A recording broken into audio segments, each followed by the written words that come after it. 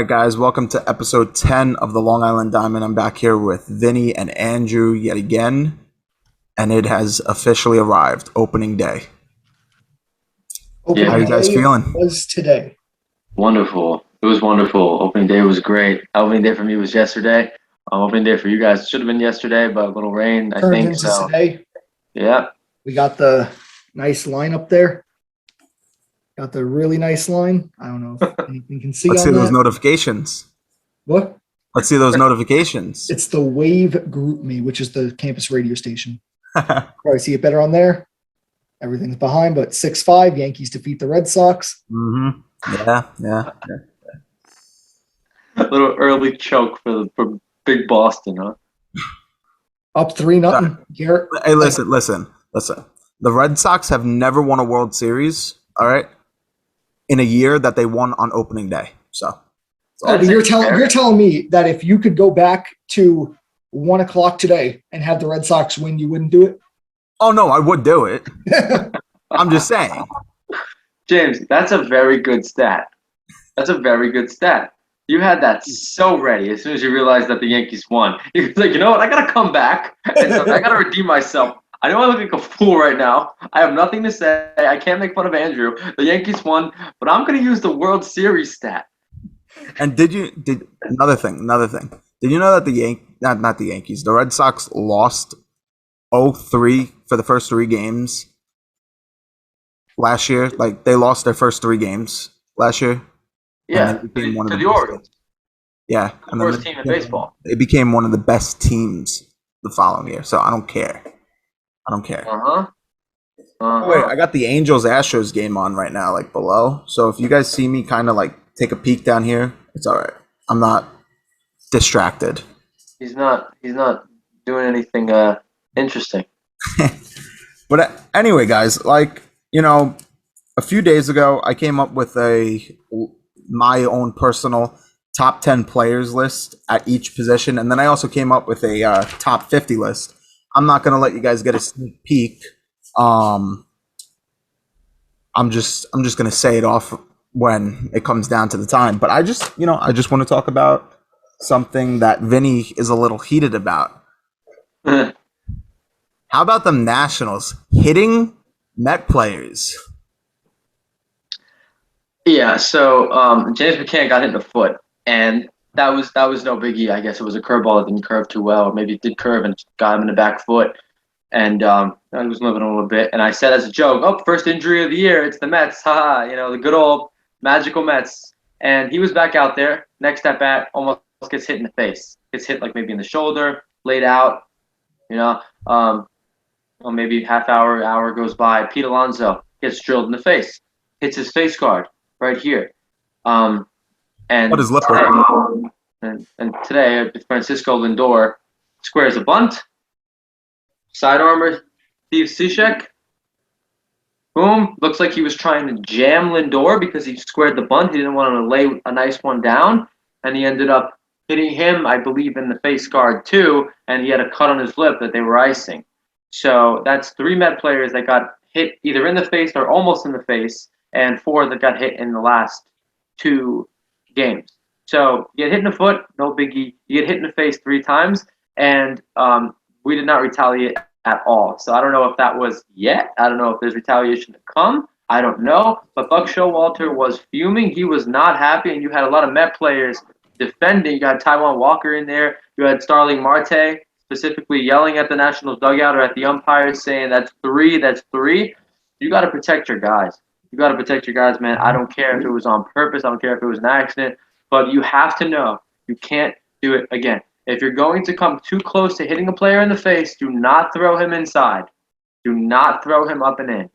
Because you have to protect these guys. There's only so much they can wear on their face before looking like linebackers to protect their face. Yeah. It is. It's a dangerous sport. You have to be in peak physical condition. But no matter how good you are in to play the sport, you saw what happened to Kevin Pillar last year, and the guy was an absolute trooper. He got right back out there as soon as he can. He had so many broken bones in his face. I forgot what amount of surgery that this guy had to go through. This guy was the ugliest looking dude with that that thing on his face sticking out after he got hit. I felt awful for him. I looked like he was in so much pain. I cannot imagine, and it's scary. Careers have ended because of being hit by pitch. Players were hit in the face with pitches, and we've seen careers end because of that. Well, Young look at Stanton's situation. Yep. That was easily probably one of the worst ones of the last 20 years in our lifetime. And another bad one, I forget his name, but that Angel that got squared right in the nose. He was This a happened pitcher, like wasn't he? There was no, a no, pitcher. no. He was a hitter. He was a shortstop, and he went to Yeah. go square a bunt like Lindor did, and he got beamed right in the nose. It's hard to watch. It's really hard to watch. Split his nose open right here. It was ugly. It was really ugly. Really bad, bro.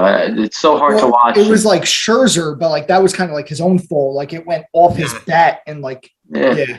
Scherzer was trying to bunt, and he fucking boom right there, Oh, and he made legend. his next start literally 2 days later. And like he had like a Didn't he have- like a he had- bubble in his eye going up and down as he was pitching. He had he ended up getting like 14 strikeouts that game. Yeah. Scherzer's a fucking beast. He's a specimen. He's a specimen. Oh, but just to give the heads up, okay. Obviously, everybody knows that the Red Sox lost 6-5 to the Yankees. The Mets are now 2-0. They beat the Nationals back-to-back games to open up their season. So we currently have the Mets have the best record out of all the teams. Yes, sir. Number 2, Red Sox number 3. Yeah. We'll see how it goes at the end of the season. Uh-huh. Oh shit, guys! I'm just watching this. Who is that? I don't know who that is, but some Asher just hit a nuke. And Number 3 on the Astros. Who is that? Oh, he's a rookie. This is his rookie season. is that Correa's replacement there? That might be. I don't know who he Yeah. is. Pena? I think his name's Pena. That's Yes, senior. Yep. he has quite the shoes to fill in Houston. Uh huh. Let me just say. He He just hit has a nuke. quite the shoes to fill. 5-2. So, 5-2. him excelling. I know this is a strictly Red Sox Yankees. Yeah. Jeremy Pena homers on a fly ball. Yep. Yeah. He had a nuke. And Soto hit a nuke yesterday, too. Yeah. That was a nuke. I don't care Uh-huh. what anybody says. Soto's fucking great. And Trevor May knew it. Trevor May knew it. As soon as it came off the bat, he shook it off. Yeah. Shout out to Trevor May, man. That's another guy we got to get on here. Shout out to Trevor May. We'll play some Really, he's a video computer games, guy. bro. He's a computer geek. He's always streaming on something. I mean, he might as well come. We'll stream play with some us. video games with him. His first Yeah. career home run. Yep. His parents are there in attendance right now. They're showing him right now. Good for him. He has crazy shoes to fill, so I hope he excels in H-Town. Really. We also have a no watch For who? going into the eighth that's inning. right. That's right. Sean Manaea has the no-hitter going. All right. So I have some updates on that. It just ended. As I was saying it. It In literally eighth? just happened. Ketel Marte got the base hit. David Peralta. David Peralta. Oh, Good yeah. pickup. Good pickup for San Diego. Yeah. That was a nice pickup. Oh, Sean Manaea came out of the game, and it was the first batter Tim Hill faced. Oh, my God. You got it. Ooh. Yeah, Manaea, 7 no-hit innings, 1 walk, 7 strikeouts. And then Hill came in the 8th, first batter, base hit. That's a heavy weight to carry, man. It's a heavy He weight only to had carry. he only had 88 pitches. Yeah. He could have done the 8th. Opening day, but Opening then, day, second then, day. then it's the end Right. of the 8th. But then now it's the end of the 8th, and he has 105 pitches. Do you let him pitch the 9th? Yeah, exactly. It's all or nothing, Yeah. really. That was a good pickup for the Padres, Sean Manaea. Oh yeah. Definitely. I He's still always think had the like a Padres back and forth are career and stuff, but he's always been dominant. The Yankees. From the Athletics, right? Yes. Yeah. Yeah. And the Athletics completely cleaned house. Yeah. Completely cleaned house. Oh, yeah. was like the they didn't Marlins. spend a dime this offseason. 3 or 4 to the Mets. They lost their the manager, I believe. Yeah. The Bob manager- Yeah, they just Went let to the manager. Went to the Like, he was- Padres. right? He was still under contract. No, Bob Yeah. Melvin went to the Padres. Padres. Yes. Yeah. right. Yeah. He was still under contract with the Athletics too. Yeah. And the Athletics just said, yeah, we'll let you interview him. And then they just signed him. Chapman, Olson, Kana, Also, Marte, Hannah, Marte, Melvin, Bassett, Maya. Manea. Yeah, this shit's just. They I'm cleaned missing house. some, sure. Yeah. Is Laureano still suspended? He might still be suspended. Rihanna's still suspended. Yeah. He's still Wow. Yeah. I know. And you know what shocked me? I didn't know he got suspended the second time. I knew he got suspended the first time. I didn't know he got tested again for PED. Yeah. Oh my God, I'm going down this lineup. I barely know half of them. Is that the ace? Yeah. You know what I like about the only thing, not the only thing that I like, but something that I like about the Apple TV is that Ah, in the bottom right of the like at bats, it says like the percentage of them getting a base hit or the percentage I of hate them. that. I despise that. I don't. My Apple TV stopped working. I despise that. Let's see if it comes back on. Why do you like that? It's nonsense. No, it's not. It's pretty cool. I mean, it's cool at first glance on the surface, but if you really think about it, it's really nonsense. No, it's not. It's cool. It's all far-fetched statistical nonsense. And if you actually watch the game, Martin Maldonado, It's gonna be read incorrect. probability is 73%. So for anyone who doesn't know, like I went to New Orleans last week to work the Final Four. I was volunteering it through like a middleman program. So I was obviously behind on a lot of schoolwork coming back in. So I had a midterm paper and presentation for my Thursday night class. I didn't start it till Thursday morning, afternoon. I finished the paper, did the presentation, and then actually made it and then did the presentation all in one day. But it was pretty much, it was a business communications class. The professor said you can do it on whatever you want, but it just has to be minimum 5 pages. So I did it on like analytics and sports. And it was like, so like, that's why I was able to do it, because I pretty much knew everything I was going to be writing about before I went going in. Yeah. But it was like, I talked about StatCast for baseball, next gen. Did you write why batting average sucks? No, it wasn't. It was just generally analytics and sports. So, but like, again, if I did one just on baseball, I would talk about why like generally traditional stats suck. Like batting average. Oh yeah. Vinny. yeah, All right. depends on the Well, player. Depends on the player, man. listen. Yeah. Right here, this piece of paper contains my top 10 list for each position. This is what I wrote down. Okay. So I have starting pitcher, relievers, catcher, first, second, third, short, left, center, right, and then I did DH because the DH is now, universal. So I decided to throw it in. Now the only problem is there's a few things where like I look at it and it's like, all right, yeah, like they did play that position, but are they listed as there? And I look and they are listed. So if you hear me say that someone is in a different position than what you actually think they are, that's not me. That's how they're listed. So I did it based on listing. So what do we want to go with? I get it. What position do you guys want to hear first? So on my other podcast, I was debating top 10 first baseman. So let's start with that. Top 10 first baseman. Okay. All right. Our show for that one can only be up to an hour long because we only get an hour time slot at the Wave. And like we literally spent a half hour just debating top 10 first baseman. Well, Vinny, Andrew, who was your top first baseman? Number Freeman. one. Freeman? Freeman. Yeah, Freeman.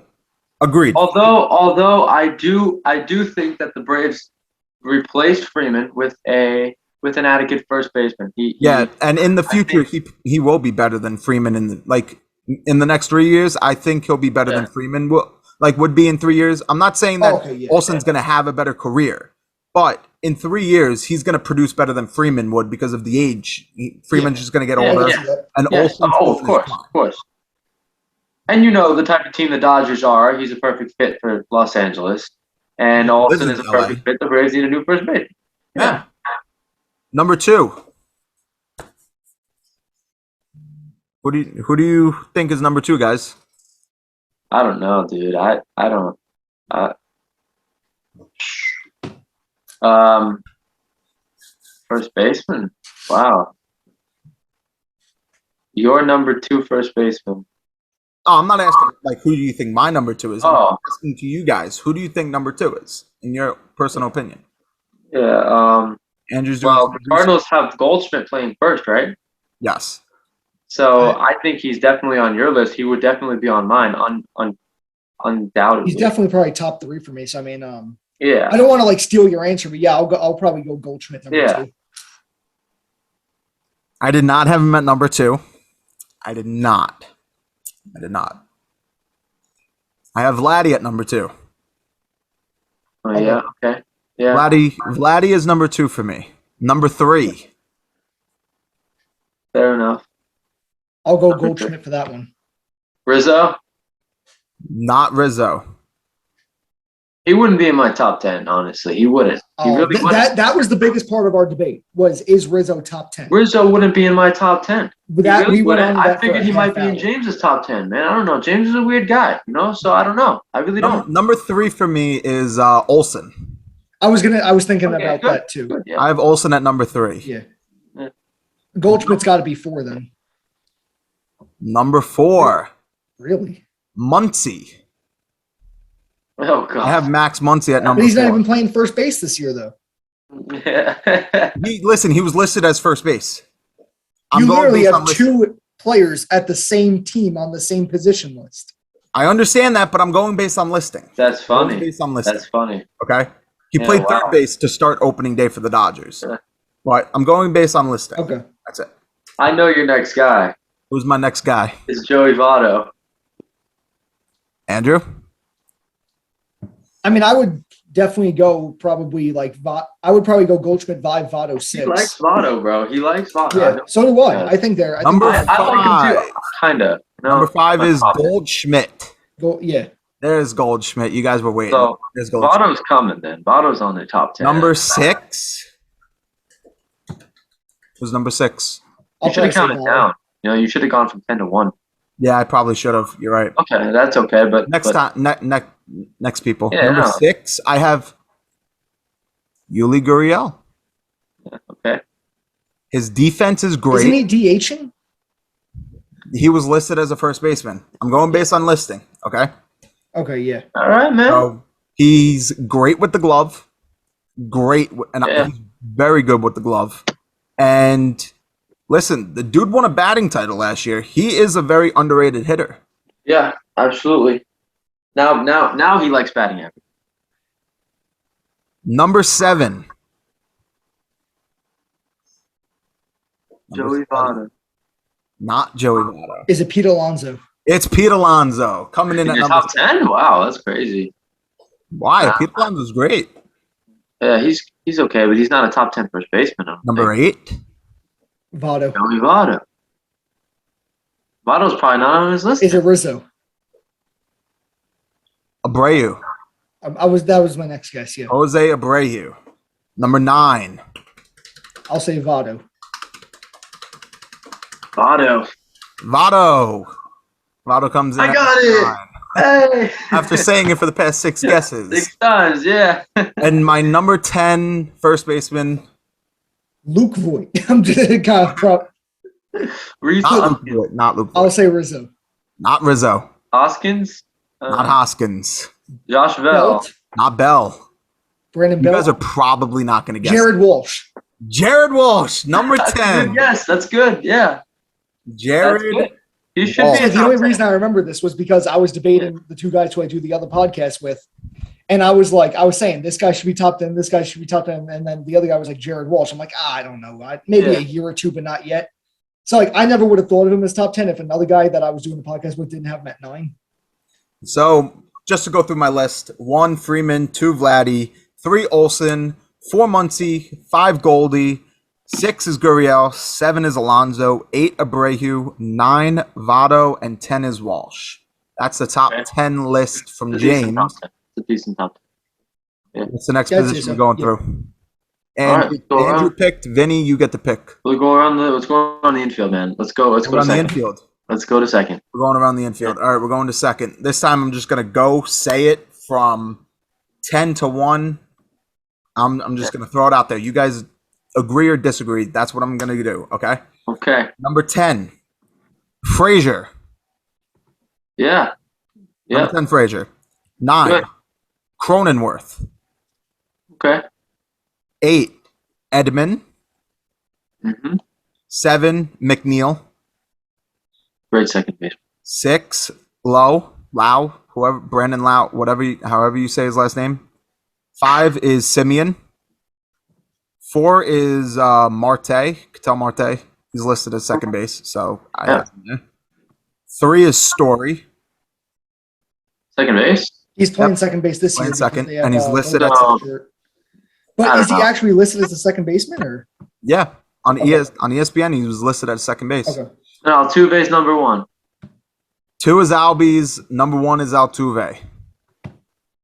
Vinny has opened my mind. I thought Albies was better, but You don't have LeMahieu on there? don't have LeMahieu. Thank you, James. So You're he's telling me not listed LeMahieu at is not second. what? He was not listed at second. What is he listed as? First or He was listed Third? at third. as his primary? Yep, he was listed at third. I don't know, but you know he's a second baseman. No. I know he's a second baseman. I also knew that other people were second base, were first base. Altuve's the best second baseman in shortstop. I'm something seriously wrong with you saying that. Altuve's the best second baseman in baseball. DJ was listed at third base. When Yeah. I looked all of these positions, I made sure to look where they were positioned. So Okay. wherever they were positioned is how they were positioned. Yeah. I think like 3 days ago or 4 days ago, whatever it was. So McNeil should definitely be in there. Semien should undoubtedly be in there for sure. Semien was breaking records, hitting home runs at second base last year. Yep. I think McNeil's a great all-around player, no matter how you look at him. And Altuve is the best second baseman in the Major League Baseball, in my honest opinion. If you look at stats and career stats, in 2 or 3 years, I don't know. Albies might be the best second baseman in baseball, but Altuve still has my bet. That's just me. So good list. All right, Andrew, are we sticking around, going around the infield? Yeah, or let's do that. Yeah. All right, no, we're going third base. I'm Third trying to find the base. Shredders top 10 second baseman because I'm pretty sure they had LeMahieu listed as second on that one. Well, that's MLB Network. I went Okay. ESPN. Okay. All right, third base, number 10, DJ LeMahieu. Wow. It's so weird hearing it At third. 10 though? Number 9, Anthony Rendon. Yep. Number 8, Donaldson. Number 7, Austin Riley. Number 6, Escobar. Number There you go. 5, Machado on there. number 5 is Devers. Number 4 is Manny Machado. I thought he'd be Number your 3 is number 2. Bregman. Number 2 is Ramirez, and number 1 is Arenado. Uh-huh. Yeah. Still got Arenado at the number 1 slot. Oh yeah, that's a no-brainer. So his defense is just far superior from anybody Impeccable. Yeah. practically in baseball, unless if you like really You look had at Matt Chapman second or for defense, absolutely, but for third Yeah. base in general, no, he's not Okay, a top so 10 third who was base. second again? Bregman, Oh, you not didn't have him Bregman. in your top Ramirez. 10 at all, or? Ramirez, Chapman's not top not 10 at Chapman. all. His You don't think offense, he's top? his offense brings him. I down. mean, top 15. Yeah. I don't Yeah. think top His 10 third defense- baseman. Listen, his defense is top 10 in baseball. Oh yeah. Offense is probably like bottom freaking like 1,000 in baseball. Like, not really, like not like that extreme, but like his offense honestly brings him down, in my opinion. No, I agree. All right, shortstop. Since we're continuing to go around the infield. All right, number 10, Baez. Mm-hmm. Number 9, Bichette. Number 8, the Rookie of the Year, Franco. Number 7, Crawford. Number 5, Seager. Number 4, Lindor. Number 5, Lindor. Number 4, Bogarts. Number 3, Turner. Number 2, Tatis. And number 1, Correa. Mm-hmm. Yeah, it's very hard to put anyone above Correa. I Very was hard. debating between Tatis and Correa, but I think Tatis's defense brings him down, and Correa's defense brings him up a lot. I think Tatis is a good defensive player. He just made a lot of errors because the ball's Yeah. hit shortstop more than it's hit anywhere else. And I think he makes wonderful fielding plays, and he doesn't make a nice throw, and he gets charged with an error. You know what I mean? And his flexibility on the bases when he runs, he's incredible. He's a great Yeah. base runner as well. I think He's a Tatis power is a more talented player than Correa, but I think Correa right now is a better player. Yeah. But I Who think would you rather Tatis, have on your team? well, for like the long run, Tatis. But like Yeah. if it's just like a 1 year and done, it could probably go either way. Yeah. All right. Well said. Well, seeing that we're done with the infield, we'll go with now catcher and starters, and then relievers. All right. So what do we want to do first? Catcher, starter, or relievers? All right. Catcher. All right, catchers. Number 10, Hebert Ruiz, hmm catcher for the Nationals. Promising future for sure. Definitely going to be a top 3 catcher in baseball. I have him at number 10 right now. Right Number now. 9, Christian Vasquez. Okay. Any FUs to that? I mean, he can't hit really at all. His defense is good. His and defense is good, but defense is good, but he can like make contact with the ball. He just doesn't hit home runs and doesn't get lots of RBIs.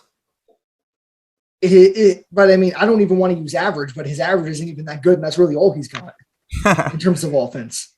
I mean, what does he average? 260, 270? I mean, that's not bad for a catcher, but like his OPS definitely is not above 750 at all. Probably nowhere near, probably not even 700. Well, looks like we got our first impeccable. Andrew getting mad. I think Andrew's going to be really mad when he finds out Sanchez is in my top 10.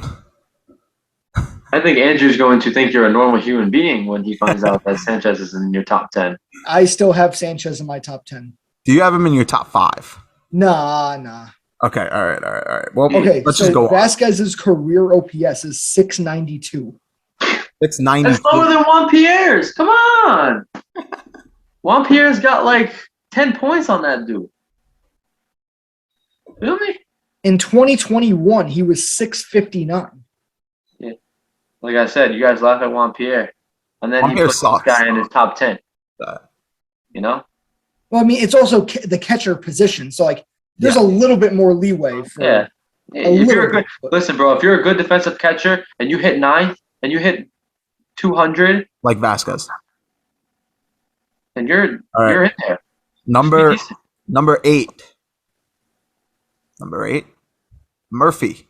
Sean Murphy, catcher, Oakland Athletics. Oakland, yeah. The Number Mariners have a Murphy 7. too. Number 7 is Navarez, catcher for the Brewers. Yeah. 7. He's Gotta give him a underrated little- for sure. I got to give him a little respect. Not Yeah. many people put him at top 10. Number 6, Wilson Contreras.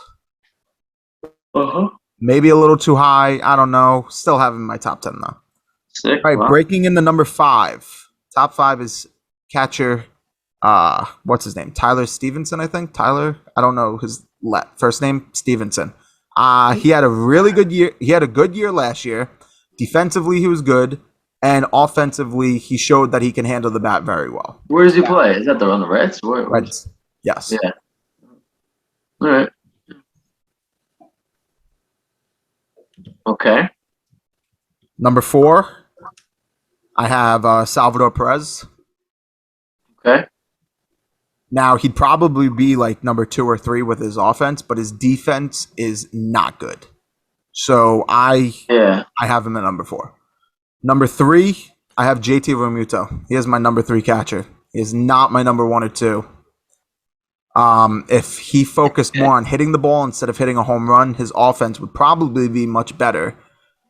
But, his defense is great, and his base running is also good.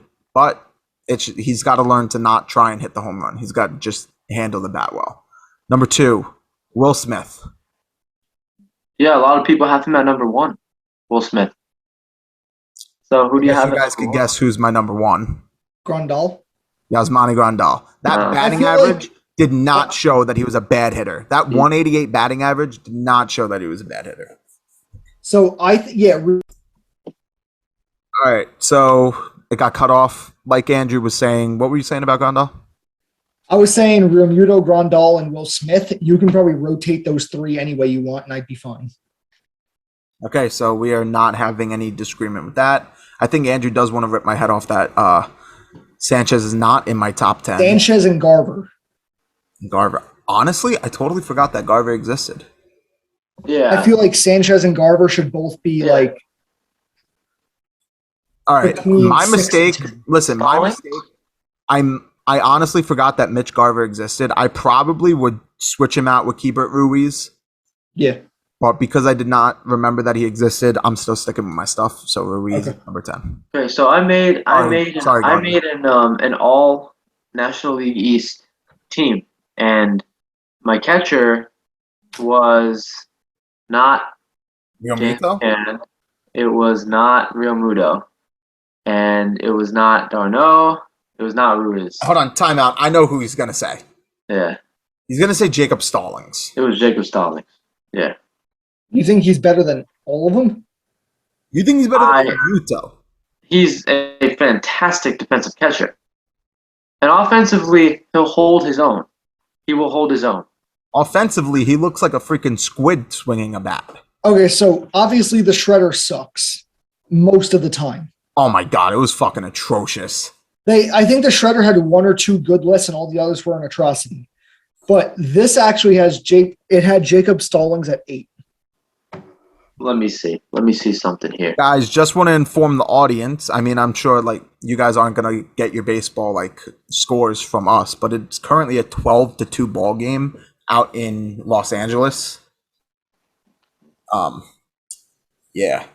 So I think the shredder's right field list was very good, and that was about it. There was one that was terrible. I think it was.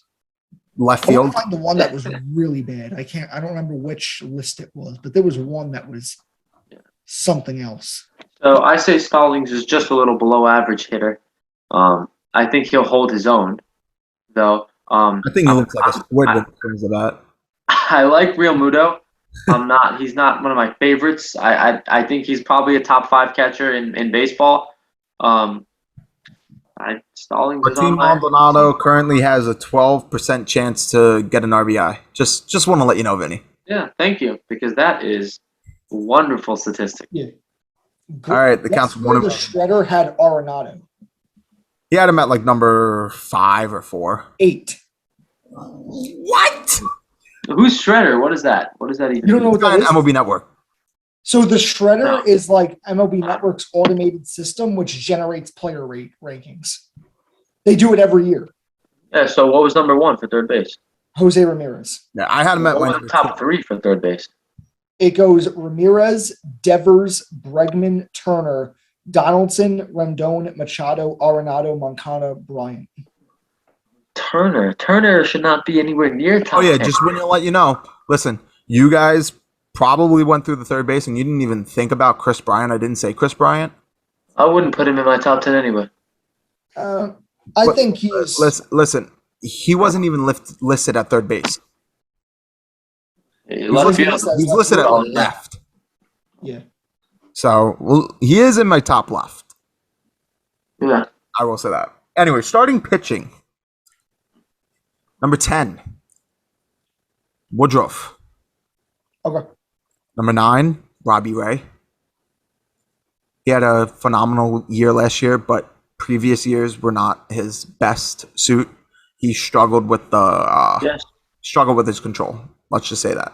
He Yeah. could definitely change my mind this year if he has another good year, but as of right now, he's number 9. Number 8 is Bieber. Number 6 is Clayton Kershaw, still in my top 10. Number 5 is the guy that's replacing Clayton Kershaw, and that's Walker Buehler. That was number 6. Sorry. Number 5, Corbin Burns. Okay. Number 4, 5. Wow. number 4, Vinny. You might want to close your ears for this one. Zach Jacob Wheeler. DeGrom. No, Zach Wheeler. Zach Okay. Wheeler. Zach Wheeler is a top 5 pitcher in my eyes. Number 3, Vinny, you might want to unplug your ears now. Max Scherzer. Number 2, Andrew, smile a little. It's Garrett Cole. And then number 1, obviously, DeGrom. DeGrom. Okay. I think that's a very solid starting pitching list. In my eyes, starting pitching to me was my best list. So, curious. You if didn't guys- have anything. Who'd you say 9 was? I think I missed 9. 9 was Robbie Ray. Okay. So I'll repeat it: Woodruff, Ray, Bieber, Kershaw, Bueller, Burns, Wheeler, Scherzer, Cole, DeGrom.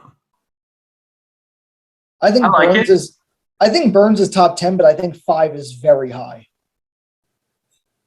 For I mean, Burns? I don't really. I'm not going to say you're an idiot for that list, but I don't think Burns is 5. I don't think he's better than Kershaw and Bueller and. I think Bieber. he's better than Bueller. I definitely think Bueller's control issue is too much of a problem right now. And Corbin Burns went that 40 or 50 innings straight without walking someone. His control was phenomenal. And besides that, he was having a DeGrom type of year through those 50 innings. So, to me, the way that he I think pitched last I year. think he's a great pitcher. So I can't blame you at all Yeah. for that. All right, we'll go with the relief and closers. I bunched them together. Okay, Of course, naturally, yeah. relievers and closers I just put together. Number 10, Nick Anderson. Number What 9, team is he on? he's on the Rays. Okay. So number 10, Nick Anderson. Number 9, Edwin Diaz. Number 8, Kimbrel. Number 7, Trinan, however you say his name. Yeah. Number 6 is Devin Williams. Number 5 is Will Smith, the reliever, not the catcher this time. Number 4 is Ryan Presley. Okay. 3 is probably one of my most underrated players, and that's Raciel Iglesias. This guy does not get the respect that he deserves. Number 2 is Hendricks, and number 1 is Hader. All right. I like it. I knew your number 1 was going to be Hader. That's like a no-brainer Yeah. for sure. I feel like Loizaga and Chapman got to make it somewhere. Do you think Loizaga still has to prove himself a little bit? Loizaga is definitely right there. He's right there, and Chapman, he's starting to get to the age where it's gonna not look good. Chapman has those He has those long 3 or stretches 4 weeks where he's just god Yeah. awful, and then he has a couple where he's pretty good. You can rely on him. and then he's I blowing feel like games that's left like a and right. Yankees thing. Like Betances was the same way. Like he'd be dominant all year, and then he'd have 2 weeks where he can't throw the ball. He was also lights out, though. I think he was more lights out than Loizaga? Chapman. No, Oh, that Betances? Betances. yeah. Yeah, He was I nasty, think the nasty Angels. when he was I with think the the Angels signed Betances to a minor league deal. Yeah, what a joke. That was one of the Mets' biggest jokes, signing him and signing Jed Lowry. Jed Lowry. 4 at-bats with the Mets. I think he struck out in 3 of them or something like that. Oh, my Lord. What about the 4 big at-bats. joke when Yoenis Cespedes was missing? Yeah, he walked out. He didn't feel like playing anymore. Hysterical. Yeah, that's another one. He's on the top. He's definitely up there, too. But at By the least way, he someone just struck out Mike Trout. I mean, the Yankees could potentially have like 4 top 10 relievers. Like, I'm not saying I'm not going to be biased and say they're all top 10, but I think know Chad who you- Green. I Chad Green was the want to say, potential. yeah. You're gonna say Chad Green. You're gonna say Loizaga, Chapman, and Britton. Yeah, I actually forgot about Britton because he hasn't Okay, pitched so all then there's year. 5. Who's the other one? I mean, Lecky had a great year. I'm not saying he's going to ever be a top 10 reliever, but like King had a great year. But there's a lot of guys who just had King very pitched good years. today, didn't he? Who? King, didn't he give up like 1 run or something like that, or no, Today? something like yeah. Today he pitched today. Yeah, well, today he pitched 2 innings and got the win. Yeah, But he gave up the 1 run in the 10th, which was the second base runner. yeah. and then he got out. He got 3 outs in the 11th without letting the guy score. So yeah, he had a good day today. Shohei Ohtani up the bat, a 1-0 pitch. That's laced to the first baseman, out. So Shohei Ohtani gets out. All right, Nice play-by-play. thanks.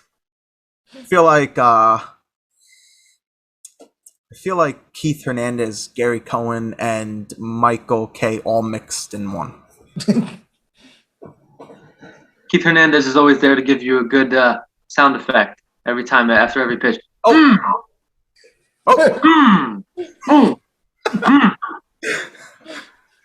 All right.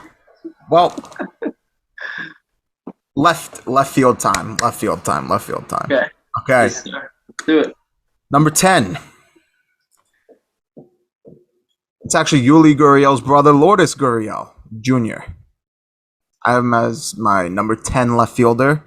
Number 9 is Eddie Rosario. Number 8 is Arozarena. Number 7 is Bryant. Number 6 is Verdugo. Number 5 is Brantley. Number 4 is Winker. Number 3 is Castellanos. Number 2 is Gallo. Number 1 is O'Neill. You're doing left fielders only? So yeah, I did Yelich is center off and your right. list. I did center and right, too. That was one list? No. That's left fielders for left. That's top 10 left fielders. Oh, that's just left fielders. Yeah, that's just left fielders. Yeah. Wow. That's weird because Castellanos and Winker played on the same team for a whole year, and they're both in the outfield last year. And they, first of all, I don't know about having Winker on that list at all. He really just had one breakout season, didn't he? So guess where the Shredder put Jesse Winker? They put Jesse Winker at 1. They did. At one. Yeah. Holy. I know that they did. I saw. He had a great year. His year would have been fantastic. He would have been an MVP voting if he didn't get hurt last year. Yeah. But, we're talking overall left fielders. He had one great year. Going into this year, maybe. All right. Well, But wow. And I don't like Castellanos. I'm sorry. I'm just going to put that out there. I think Castellanos is a very talented player. he I is. don't like him whatsoever. Defensively, he's not that good. That's why he's going to Yeah, put him rotate with DH with Schwarber. You got Schwarber and Castellanos. God help that team if they put them both in the outfield at the same time. One of them could DH. One of them is a but DH. Still, that's just a nasty. That's a nasty. Definitely a nasty back to it. Center But, field. I don't like Castellanos. Center field. Okay. Number 10 is Grisham's. Yeah. Number 9 is Kiki Hernandez, Red Sox center fielder. Number 8 is Brian Reynolds. Yes. Number 7 is Cedric Mullins. Number 6 is Luis Robert. Number 5 is Springer. Number 4 is Buxton. Number 3 is Marte. I think you guys can guess number 2 and 1. That's Acuna and Trout. Mm-hmm. Trout is number 1 on every single list you'll ever make. Yeah. It's not you, all of us. So one thing I want to mention is that 2019 was not that long ago. And the two star outside of Trout, the two best players in the MLB were Bellinger and Yelich. And you don't have either of them. You don't have Bellinger on the center field list or Yelich on the left field list. No. Look at 2020 and look at 2021. They struggled. I know 2019 was not long ago. I understand that. But 2020 and 2021 was horrendous for them. I honestly, personally believe Bellinger's not going to have a bounce back career. I don't think he's going to bounce back. I think the rest of his career, he's either going to be A, average, or B, mediocre. And Yelich, I think, has the better chance than Bellinger. But at the same time, I think Yelich is just going to go back to his Marlin self, where he barely hits and he's an okay fielder. I don't know, man. Yelich is a pretty good all-around player. I think Bellinger's got a better shot than Yelich because he's younger. Really good Well, all-around. overall, yes. But if you're talking about this season, I don't think so. Bellinger, after he got that injury to his shoulder and he had to change his swing, I just can't see it. That's probably true because his talent came from his like very uppercut swing, which now he can't really do. He can't do it because of his shoulder injury in the playoffs. Off a fist bump, right? Yep. Hysterical. Actually, it wasn't a fist bump. He kind of It was like an elbow. Yeah. I know, but what else would you call that if you don't call it a fist bump? Logically. Yeah, I guess. Yeah, fist bump. Thank you. Well, here's right All right, field. man. Right Right field field. time. Right field time, guys. Yeah. Number 10, Mike Yastrzemski.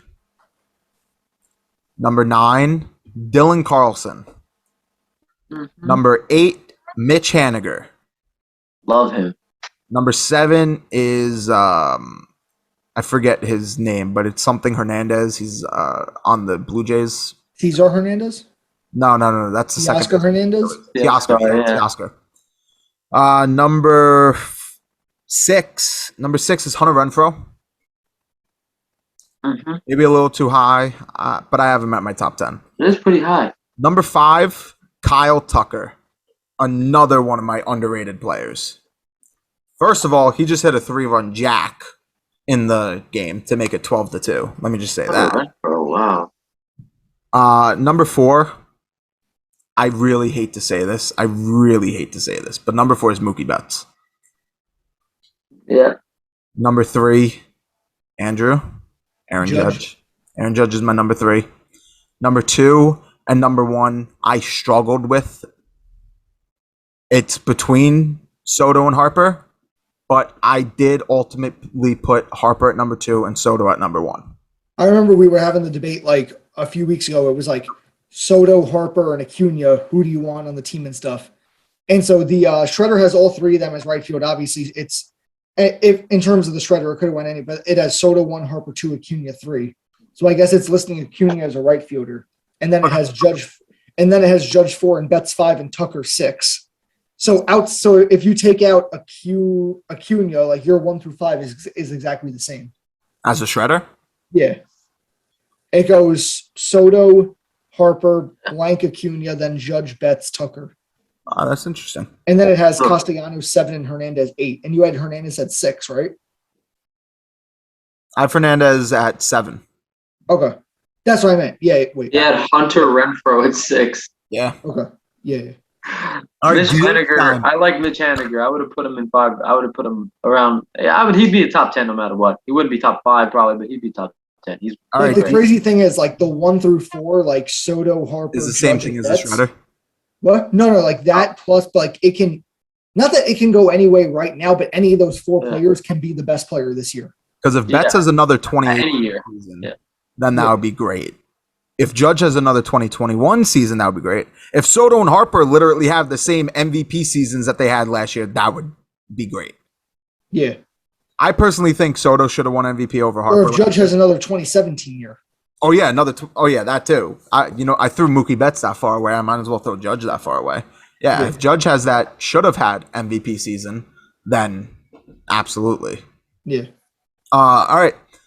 DH time, guys. DH time. This is, you could throw these guys at any position, but I just threw them at DH. They're all going to be American League guys?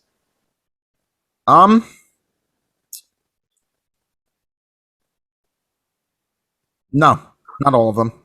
I have 1, 2, 3, 4 National League guys. Okay, wait. So did you do this by like 10 guys that are listed as DH or just guys who 10 guys as they're probably going to be DHing. Okay.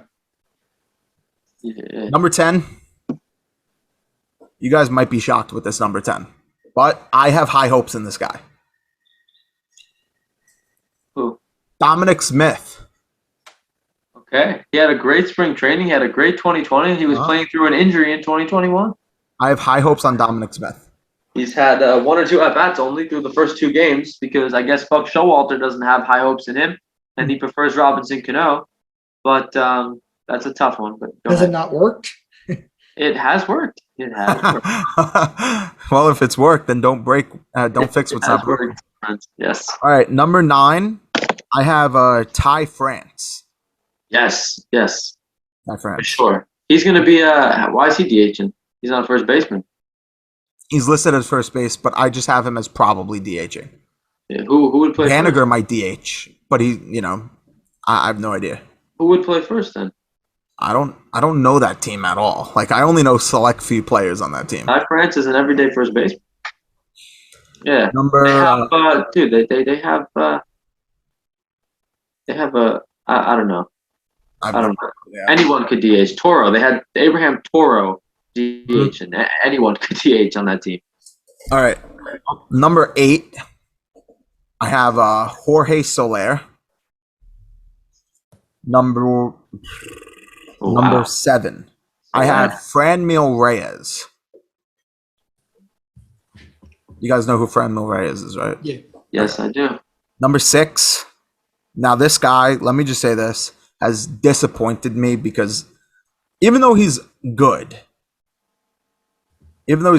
he used to be number 1, and now he's number 6, and that's JD Martinez.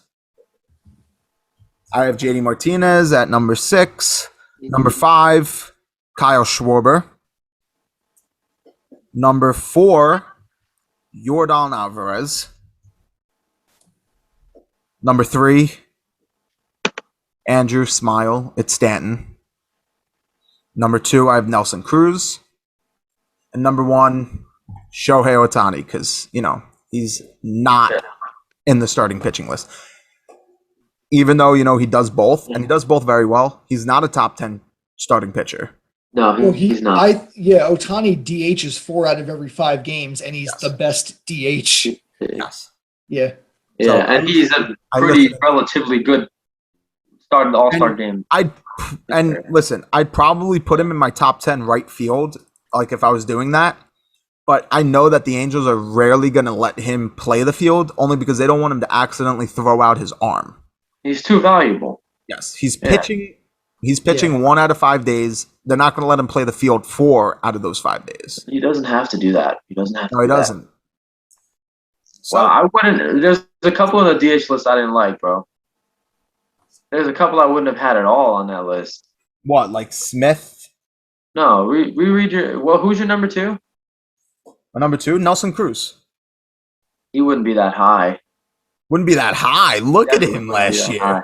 I'm trying to figure out, like, I think Stanton should be 2. Jorge Soler wouldn't be in the top 15 for me. Really? Yeah. Well, I don't know about that one. Yeah. I mean, you could say maybe not top 10, but to say top 15, I don't know. He had one good year of his career. he's had other good years as a He had Royal. one good year and a couple of decent years. No, not decent. One really good He's had year where he one hit like really 40 good home year, runs. and then he's had good years as a Royal. Decent years. Listen, I think you're just mad because of 2015. I'm not mad. I'm not mad because of 2015. He wasn't even a Royal in 2015, was he? I have no idea. I think He was a Cub. He was a Cub, and he won the World Series with the Cubs. Oh, okay. Well, you're just mad. 2016. You're just mad about 2016 then. Yeah, because I'm such a big Indian fan. Yeah. Oh, I'm sorry, Guardian fan. I'm such a big Guardian fan. But yeah, no, he wouldn't be top. He hasn't Guys, proved. that is not. I'm not done with lists. Like I'm not done. All I do is produce lists. I got my top 50 list. I'm just gonna say this out here. I wrote down what positions have the most in each. Okay. Yeah. I'm just letting you know. Obviously, I only have 1 DH in there, and it's Ohtani. Okay. I only have 1 DH. So Ohtani could, Stanton's not a top 50 player. You don't think Stanton's a top 50 player? Listen, let me just put it this way. I'm not saying that they're not, okay? I just didn't put other DHs in there, and I didn't put relievers and closers in there, okay? So it's not I'm being biased against DHs. I just didn't put those 2 in there, okay? Okay. So I'm clearing the air now before Andrew starts ripping my head off even more. He's already upset about Sanchez not being in my top 10. Now Stanton's not going to be in my top 50. That's I don't know, man. That's could be one of the biggest debates in baseball whether Sanchez could be in the top 15 or alone top There are 10. people that literally still sit here and say that, like freaking Yadier Molina is a top freaking 10 catcher.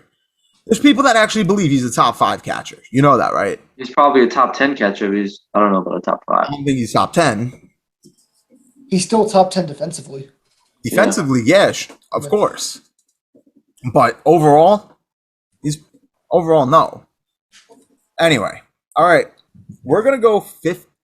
Actually, I have to tell you what positions have the most top 50 players, okay? So, you guys heard the list. You guys heard my top players at each position. For instance, all right, so I have 7 starting pitchers in my top 50. I have 4 catchers. I have 7 first basemen, 5 second basemen, 7 third basemen, 6 shortstops, 4 left fielders, 4 center fielders, 5 right fielders, and then 1 DH being Otani. I Only was going to 7, guess third base had the most, and it was tied for most. Third base only is top. 7 starting pitchers. 7 starting pitchers in the top 50 in baseball. Yep. Yeah, I get it. I guess. Yeah, I guess so. We'll go through. Yeah. Number 50. This is the guy that people don't even have in their like top 70, and I am convinced he's a top 50 player. Had Riley. He's a top 50 player. Absolutely. I'm convinced he's a top 50 player. He's definitely a top Last year he had all right seasons before that, but No now he debate. got a chance to prove himself at third base, and he proved himself last year. He had a MVP season. He did. The season that he had. Number 49. It's Big Meat Pete. I got Big Meat Pete. Polar bear. Number 48, Eduardo Escobar. Okay. Wow. Number 47, Salvador Perez. Number 46, Clayton Kershaw. Number 45, Jesse Winker. Number 44, Marcus Semien. Number 43, Marte. Number 42, Gurriel. Is that Cattell? No, Starling? Starling. Love him. Starling Marte is number 43. Gurriel's number 42.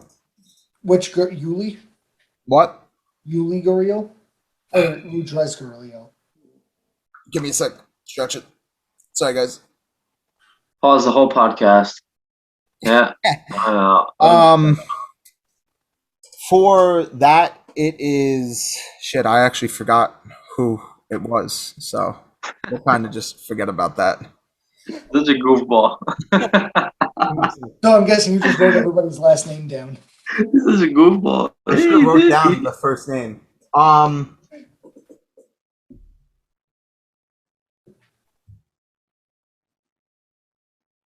What's the position? It's gonna be all right. I just wrote down everybody's last name. It's gonna be Yuli Gurriel. Yeah. Teoscar Hernandez. Lourdes Gurriel, because I wrote like I kind of like did a line across my top 10 to put in my top 50, and I didn't scratch off left field Gurriel, so it's got to be Yuli Gurriel. 41, JT Realmuto. 40, that's Goldschmidt. 39, Muncy. 38, Devers. 37, Buxton. 36, Seager. 35, Lindor. 34, Bueller. What was that face? Andrew's face, bro. That was on Goldschmidt being 40, and then like, who'd you put at 35? Buxton, Seager. Yeah, that's what it was like. Buxton above Goldschmidt. So like I don't know, man. my face started like that because I heard Goldschmidt 40, and then I hear him going. I'm like, okay, that's around Goldschmidt, Listen, Goldschmidt, and then I The hear love Paul consistency. The I love consistency Paul Goldschmidt. of Okay, Paul Goldschmidt. I do. I really love Paul Goldschmidt. He's the Cardinals jersey that I have. He's my favorite first Yeah. baseman in baseball. I like him more than Bobby Delbeck. Okay, not only because Bobby Delbeck kind of sucks, but I just love him. I love Paul Goldschmidt. The funny thing is, you know how He's a legend. you guys want to know how I came to loving Paul Goldschmidt? Oh, he's just a great player. Besides that, Yeah. he almost killed me. Literally almost killed me. With the foul ball, right?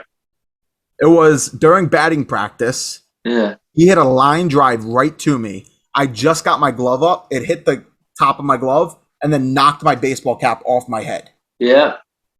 He Yeah. almost fucking killed me. And then I was like, I wonder who that is. I found out who that was, and I'm like, I fucking love this guy.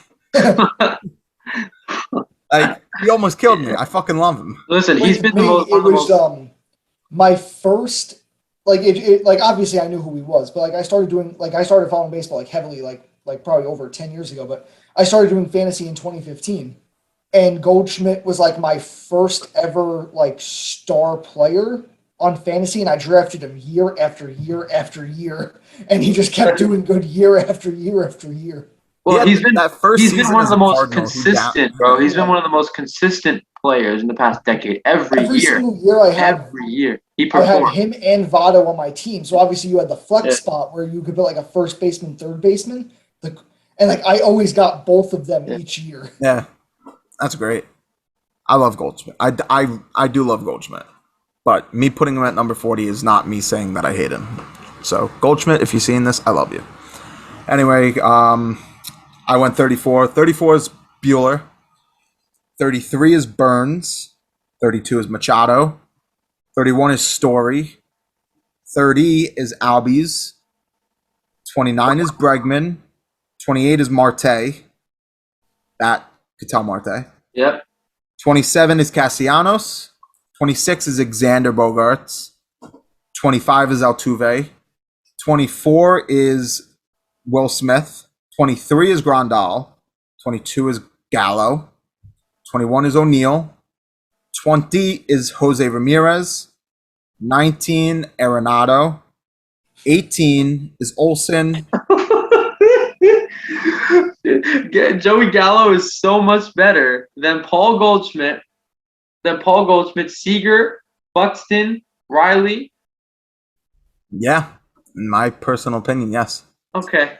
Arenado 19? Arenado 19, yes. You guys didn't even hear who's above Arenado. Arenado's, I don't know if he's a top 10 in baseball. I wouldn't say he's top 10 in Arenado's baseball. 19.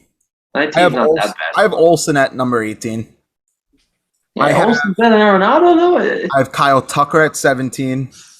I have Trey Turner at 16. Yeah. Yeah. I have 15. I have 15. I was going to say I have 15 at 15. I have Wheeler at 15. I have Scherzer at 14. I have Betts at 13. I have Judge at 12. Wait. So at 15, you had Wheeler, right? And then you said to yourself, "Oh shit, I don't have that many pitchers on this list. Wheeler's a pitcher. I'm gonna add another pitcher at 14."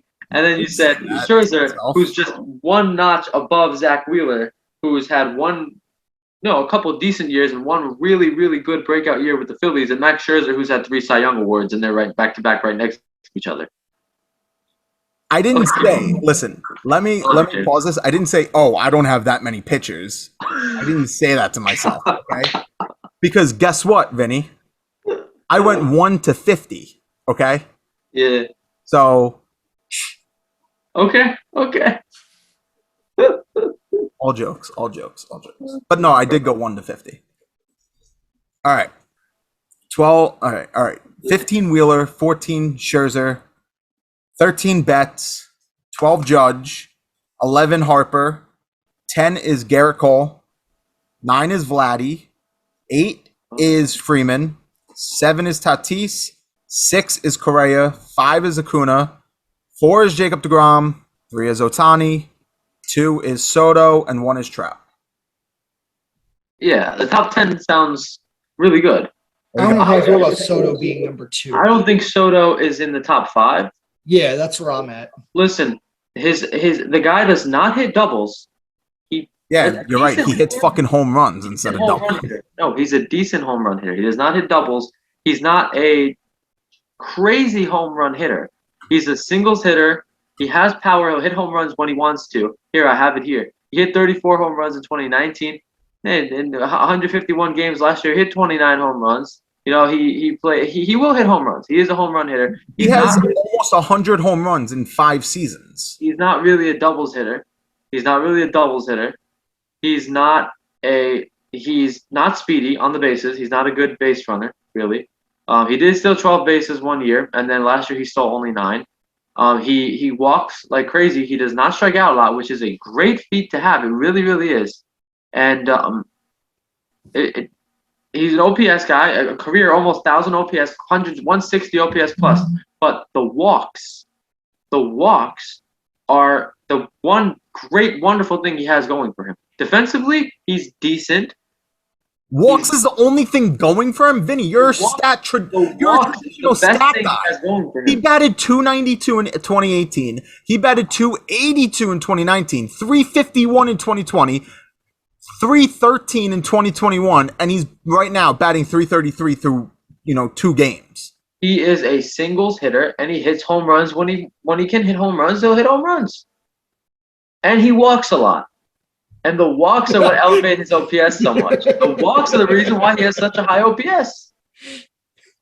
The guy walks like nobody else. Andrew, listen. You may not agree he's top 5, okay? I'm gonna sit this one out. I want to see you two go hold with on, this. Time out. You might not agree that he's top 5, Andrew. I don't. Okay, but listen. Do you believe that he's a singles hitter? I wouldn't. That wouldn't be the first way I describe it. Like the reason I said I'm going to sit this one out is because I have mixed views on Soto. I know people that think he's like top of the line, and I know people that think he's just very good. And I'm like in the middle. Like I've seen both sides of it. So yeah, like that's why I'm like in the middle in this argument. I see both points. Vinny, I'm literally going to take your own argument and use it against you. The dude's career batting average is above 300. I understand that. I want to get back every time James said on. Batting average sucks. And you used my argument for me with his OPS. He's almost 1,000 career OPS hitter, and he's a singles hitter because of his walks. 145 walks last year. What the hell do you think his OPS is going to be? 145. He's a very clutch hitter. If you look at clutch statistics, he is a clutch. You know what? Let me just put it this way. I watched him hit that bomb yesterday, and I didn't feel bad. When he hit that home run to the second deck, I was like, you go, Soto. Okay, well, for example, like Jeff McNeil's batting average from 2018 to 2020 was the highest in MLB in a 3-year span.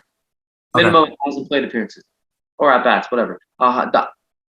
The highest in all of baseball within those 3 years for Jeff McNeil. That's incredible. You didn't have him in your top 50. Oh my God. Let me just say this again. You know what? How about this? We'll use another one of your lovely stats. His on base percentage. Okay. 2018, 406. 2019, 401. 2020, 490. That's literally almost 500. 2021, 465. Why? Because of his walks. Because of walks. Only because of walks. It seems like walks are a bad thing. No, walks are a wonderful thing. But just because you walk a lot and you have a great eye does not make you. Listen, you're making it seem like a walk is a strikeout. Nothing happened. James, walking a lot does not make you the best baseball player in Major League Baseball. Because I'm not saying that. He has the best eye in baseball. All stats together. I'm not just saying. He has the best eye in baseball. He has the best walk rate in baseball. He's the modern day Ted Williams. He's probably a top 15 to 10 baseball player, but he is not a top 5 baseball player. He's not number 2. Was Ted okay? Listen, I don't care if you guys don't think he's top 5 or he's number 2. I don't care. Vinny's literally trying to sit here and like completely like say he's a singles hitter and that's it. The dude's hit more home runs than practically almost any Met in the past. Oh, I'm off. All right, listen. All right, it cut me off. I was about to go full ape shit on Vinny for a second. I was getting ready. You guys, did you guys hear it? I had the coming out. Listen. I don't care if you guys don't think he's top 5, if he's number 2. Okay. I don't care. I'm going to calm myself down real quick. I don't care. All right. He's not a singles hitter. He's not Derek Jeter. Okay. He's not as good as Derek Jeter. He's the modern. Derek Jeter is better than Juan Soto. He's the modern day Ted Williams. Okay. I would take Acuna over him in a heartbeat. He's the modern day Ted Williams. Okay. I don't know about that. Modern day Ted Williams. Modern day Ted Williams. I mean, he could have Modern day Ted The Williams. kid started so young. He can have a 20, 22, 23-year career if he stays healthy. Modern day Ted Williams. If he doesn't get if he doesn't get hit with a pitch tomorrow night right in the hands, that would really suck, wouldn't it?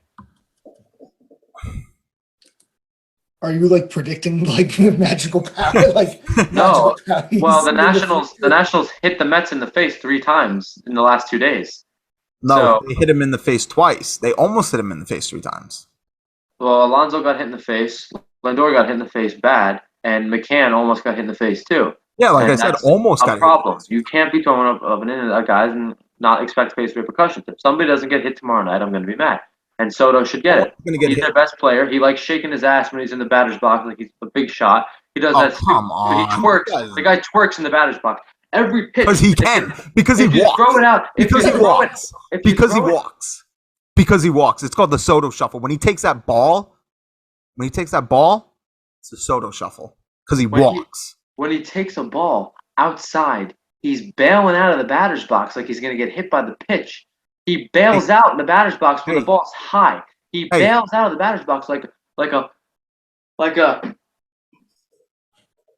Every time the ball is relatively close to him, or on the other side of the strike zone of him, he's bailing out. He's shaking his ass. He takes a strike. Oh, he fouls the ball up, and he looks at the pitcher, and he goes, Hey, "At Vinny. the pitcher." Hey, Vinny.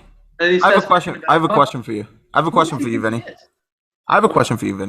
Do you hitting wise, okay? One period. Hitting wise. Yep. What Met is literally able to do that? No, I mean, that's what I'm saying. I'm not telling you that Juan Soto is not a top 50 player. And Juan Soto is probably a top 15 guy right now, especially top 10 to 15, I would say. He definitely is. There aren't many guys on the Mets that should be higher than him. If we're talking overall career, then there are guys who can He's played compete 5 with him. seasons. Well, there are guys who can compete with him. Can but you there- hold on? Let me just say that. Can you guys believe it's been 5 seasons already? Yeah, what? 18, 19, 20, 21, 22 is his 5th season, right? Yeah. Yeah, let me just thinking with that. Yeah, no. I just want to go back to not to divert the subject if you guys want to keep going at it after, but Arenado 19, Kyle Tucker 15. How does that one happen? Listen, I think this year Kyle Tucker is going to have a monster season. That's how that happens. You think Kyle Tucker is a better player than Nolan Arenado? Yes, I think that's what's going to be happening. Yes.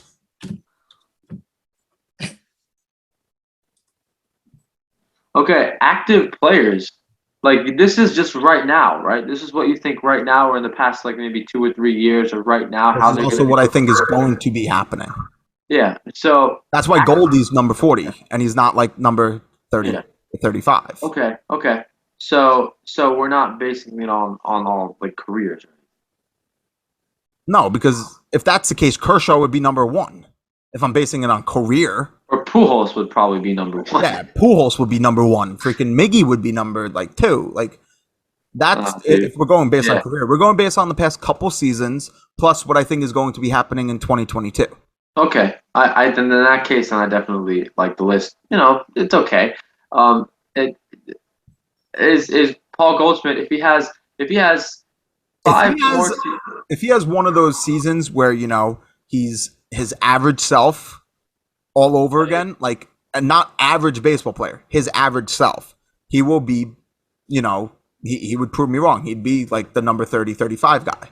All right. Well, so, all right. No, I'm I not talking personally about James. believe that this is the part of the career where like Paul Goldschmidt's starting to he's going to take his like D turn.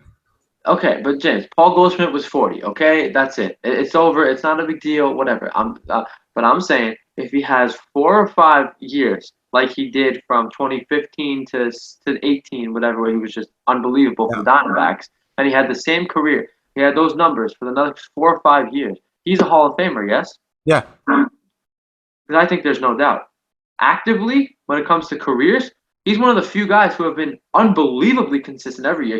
I think he got hurt One time in his career, he didn't play a full year. Every other year, he played a Yep. full year. He's a workhorse. Multiple Gold Gloves, Silver Sluggers. He was in MVP voting almost every year of his career. He never won an MVP.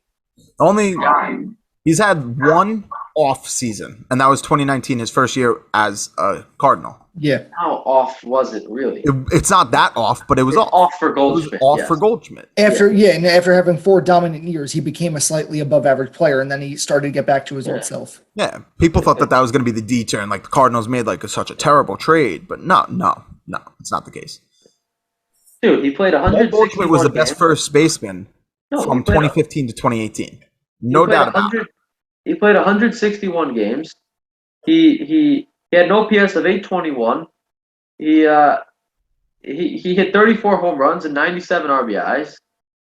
But the years before that, he was hitting 45 homers with 130 RBIs with a 930 OPS. Yeah. He never hit more than 36 home runs in his career. He had 34 in 2019. He had 97 RBIs. The year before, he had 83. So it really wasn't that big of that crazy. Well, he had a really bad start to the year. Then he had a good second half. But again, like that was just an adjustment to a new team. Yeah, the guy also has a incredibly high walk rate. He's got a career. Oh no, Vinny, you cannot say anything about walks. No. Well, I could say something about walks when you're also a clutch hitter. You hit RBIs. You hit doubles.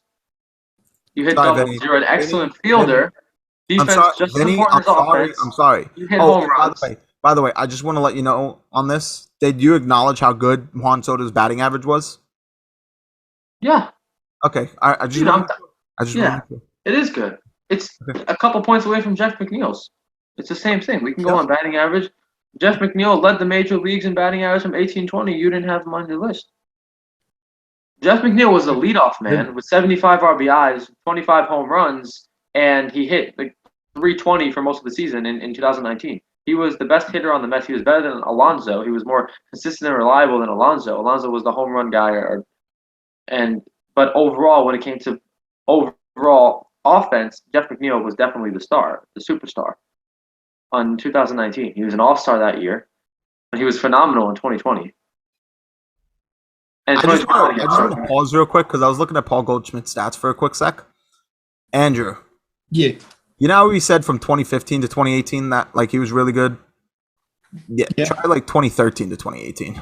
He was an all-star every year from 2013 to 2018. Oh, but 2015 was when he probably broke out to be like a star player. But he was always a great. Be honest, good player. no. To be a star player, no. His best year was in 2013. Yeah. Now that I see that, yeah.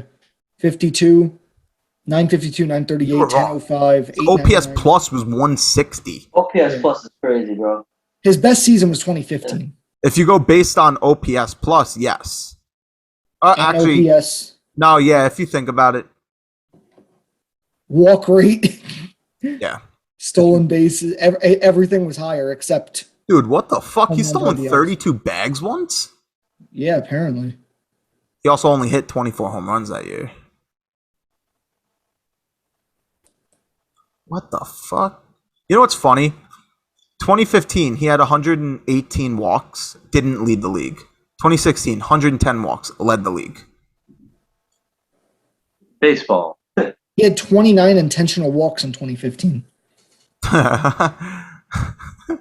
He has 4 walks in one game. Did you guys see that? Yesterday, he went 5 for 5 with plate appearances. 4 walks, 1 hit. Wow. He had 5 at-bats yesterday, 1 hit. And in 2019, his first game with his new team, he had 3 home runs. Yeah. The first player to ever do that, hit 3 home runs in a game in the first game with the new team. That feels like it was like a season ago when that happened. Because I remember hearing about that. Like I remember that happening. Yeah. It doesn't feel like that long ago. You guys want to hear something crazy that would have happened if Max Scherzer fucking started the opening day? Interesting. When? This is an interesting stat. Yeah. He would have been the 3rd pitcher in MLB history to do this. Okay. Start opening day against the team that he started opening day for the previous year. Yeah. I forget one of them, but one of the other pitchers to do that was Greg Maddux. And he came. If that hamstring didn't bother him, he would have done it. He would have done it. He would have been the Yeah. third pitcher to do it, but now there's only two. I'm glad he didn't do it because He probably would have pulled his hammy. McGill was unbelievable. Yeah, Miguel was fucking unbelievable. You go through 5 shutout On innings. scoreless, what, 3 hits, I think? Incredible. No walks either. No. So good He for was going McGill. gas the whole day. Yeah, he hit 100. He was throwing 100. He hit 100 multiple times. The kid came from out of nowhere, from Double A, barely Double A, and the Mets threw him in there, and he performed. That wasn't his first career start, was it? No. He Oh. started last year, but he was Okay. last year. He started out really good. His first, I forgot his first 7 games. He had a 1.82 ERA through his first 7, and then He got the tired. rest of the year he had like a 4 ERA through his games. But he started out the season really good, and that's how it looks like this year. He's starting out the season really good. Maybe it was just the wear and tear that he was putting on his arm that season. Because honestly, through those first 7 games, he was one of the Mets' most reliable starters. He was going like 6-7 innings of 4-hit baseball. Showalter made the right call, putting him in there. Yeah. I'm excited to see Severino pitch tomorrow. Dope. Oh, Yeah. fuck, I forgot he's back. I hope he fucking tears his elbow again. Who's pitching tomorrow for the Red Sox? Yeah, Rich Hill. Honestly, either Rich Hill or Waka. I don't know. Rich Hill's probably a 4th or 5th starter now at He's this point. in pitched time. 7 games in the last 3 years. Severino. Yeah. He had what Syndergaard had. No, tomorrow's Nick Pavita. He had what Syndergaard had. Yeah. Syndergaard does pitch tomorrow. Yeah. Good. Yo, how about a game for Stanton? 4 strikeouts and a home run. I'll take it. It sounds like every other game. I'll take that every day. I would take that every day. But then he hits the home run in the first inning, and then he's going to strike out 4 times in clutch situations. Okay, it's still 1 run every game. Yeah, That's 162 runs he's created. but he's not. But he's RBIs a guaranteed. day. But he's not A guaranteed year. the home run every game. He's I'm almost saying, I definitely would guaranteed to strike out at least once every game. I'm saying I would take 4 strikeouts and a home run every day. Oh, in that case, he'll break the home run record and the strikeout record. Okay, Yeah. I'm fine with that. He'll go down in history. He'll break the as judge's infamous strikeout record. and famous. I feel like Stanton's going to break the all-time strikeout record, like not for a season, but the all-time players. Oh yeah, he's on pace to do it. If There's you like saw 6 the video, the baseball bits, if you Yep. saw the foolish baseball video, he's on pace to do it. If he There's plays like another 10 6 years or players in something. the MLB right now who are on pace to do All it. right, I just saw this. I know it's off topic, and I just saw this. Now, me, Vinny, Andrew, we all have something in common right now. Okay? Vinny's not really caring because he says to this guy, oh yeah, let him walk, and that's Jacob deGrom because of injuries. That's what Vinny says. But Andrew has Aaron Judge. No contract extension was agreed upon. He has officially declared that he will be a free agent. He said that he will speak to 30 teams. So that means during the season and after the season is over with, he's not going to talk contract extension until free agency. How are we feeling right now, Andrew? I think he goes back to the Yankees, but I think he said he pretty much said straight up he's going to whoever gives him the most money. His exact words were that he's not taking less to stay with the Yankees, and it makes sense where he wants to see what all teams will give him. And he's a West Coast guy, so maybe he wants to play for the Angels or Dodgers or whatever. But Yeah. I think if he wants to offered stay him- with the Yankees and they give him a good deal, he's going to take it. But it just He also wants 10 years. what? He also wants 10 years. Well, that's because he's 8. That's because he's already 30. Yep. Yeah. He wants the 10 years. He's already Probably get 8. What did the Yankees offer him? 7 years, 7 30. years, like 213 or something. It averaged out being like 30 a year. It came out to 30.5 a year, So like 240 then. 240. and he declined it. No, 213. It was 213 for 7 years. And he declined it. Yeah. Everyone thinks they're worth most in baseball. Soto thinks he's worth most in baseball. Judge thinks he's worth most in Soto baseball. thinks that he's going to get the first $500 million contract. Jacob DeGrom is opting out of his contract next year, and that's fine with me. He's opting out of his contract next year. Steve and Cohen's he's gonna going to pay him money. Steve Cohen. and, yeah, I know. And But he's here's the no. thing, if DeGrom doesn't have a good year, he's not opting out. Oh, Or yeah. if he's hurt the whole year. If he's hurt the whole year, he's not opting out. If he has an ERA above 3 because of injuries, he's not opting out. But if he has a good year where he posts a 2 ERA the whole season and he stays healthy afterwards, he's opting out. He's going to be making more than $35 million a year because he honestly, his opinion on Trevor Bauer getting the money that he got was ridiculous. And for instance, now that Max Scherzer got the contract that he got, Yeah. he's like, I mean, I'm younger, I'm better. I've done more for this organization. Yes. So if you guys want to keep me around, you better give me the money. He's gonna want like 40. If Scherzer got 43 a year, he's gonna want like 50 a year. Unless if DeGrom says, I will take a small little pay cut. I'll take the same exact contract that Scherzer got, or maybe a little better. Well, he's gonna want more Also- years than Scherzer got. What? It's just lack of humility in baseball. It's everyone, even your own teammates, no matter where you come from, no matter who you are, they compete against each other almost to see who's more valuable to the organization, who's more valuable to the franchise, and who's more of a face of the franchise. DeGrom thinks it's definitely him, and he's right. It's obviously him. He's more valuable to New York than Scherzer is or ever will be. But the fact that he can't just kind of suck it up and say, okay, I signed a contract a couple of years ago before I had Steve Cohen as the owner, and now we're trying to go all out and win this year. I'm glad Max Scherzer got a huge contract and he's playing here. I'm sorry that he's making more than me, even though I'm better than him. But I love New York. I'm going to go out there and do my best anyway. No matter how much money I'm making enough to be set for life after a couple of years. And he's going to opt out anyway.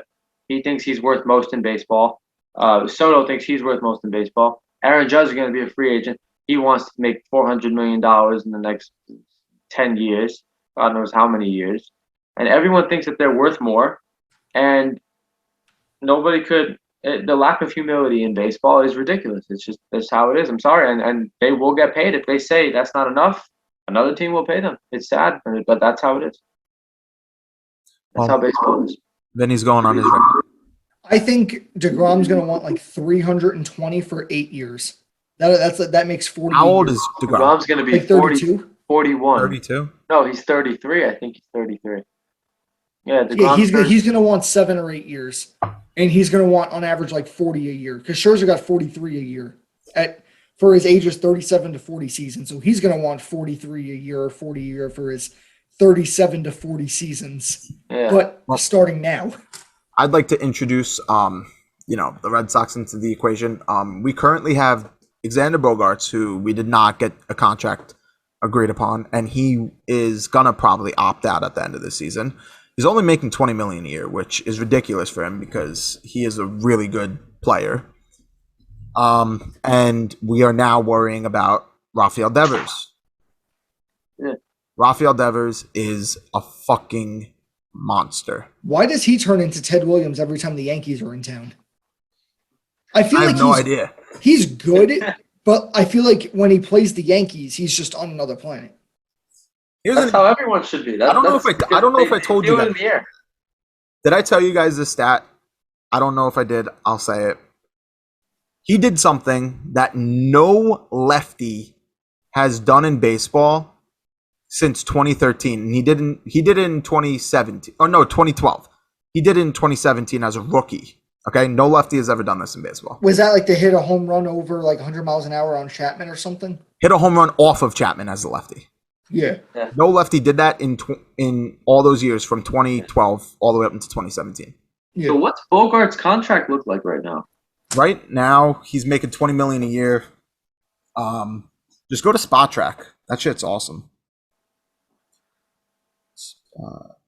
He's making $20 million a year. Yeah. Yeah, I think both like DeGrom and Judge are in like a similar position because they're like practically the same age.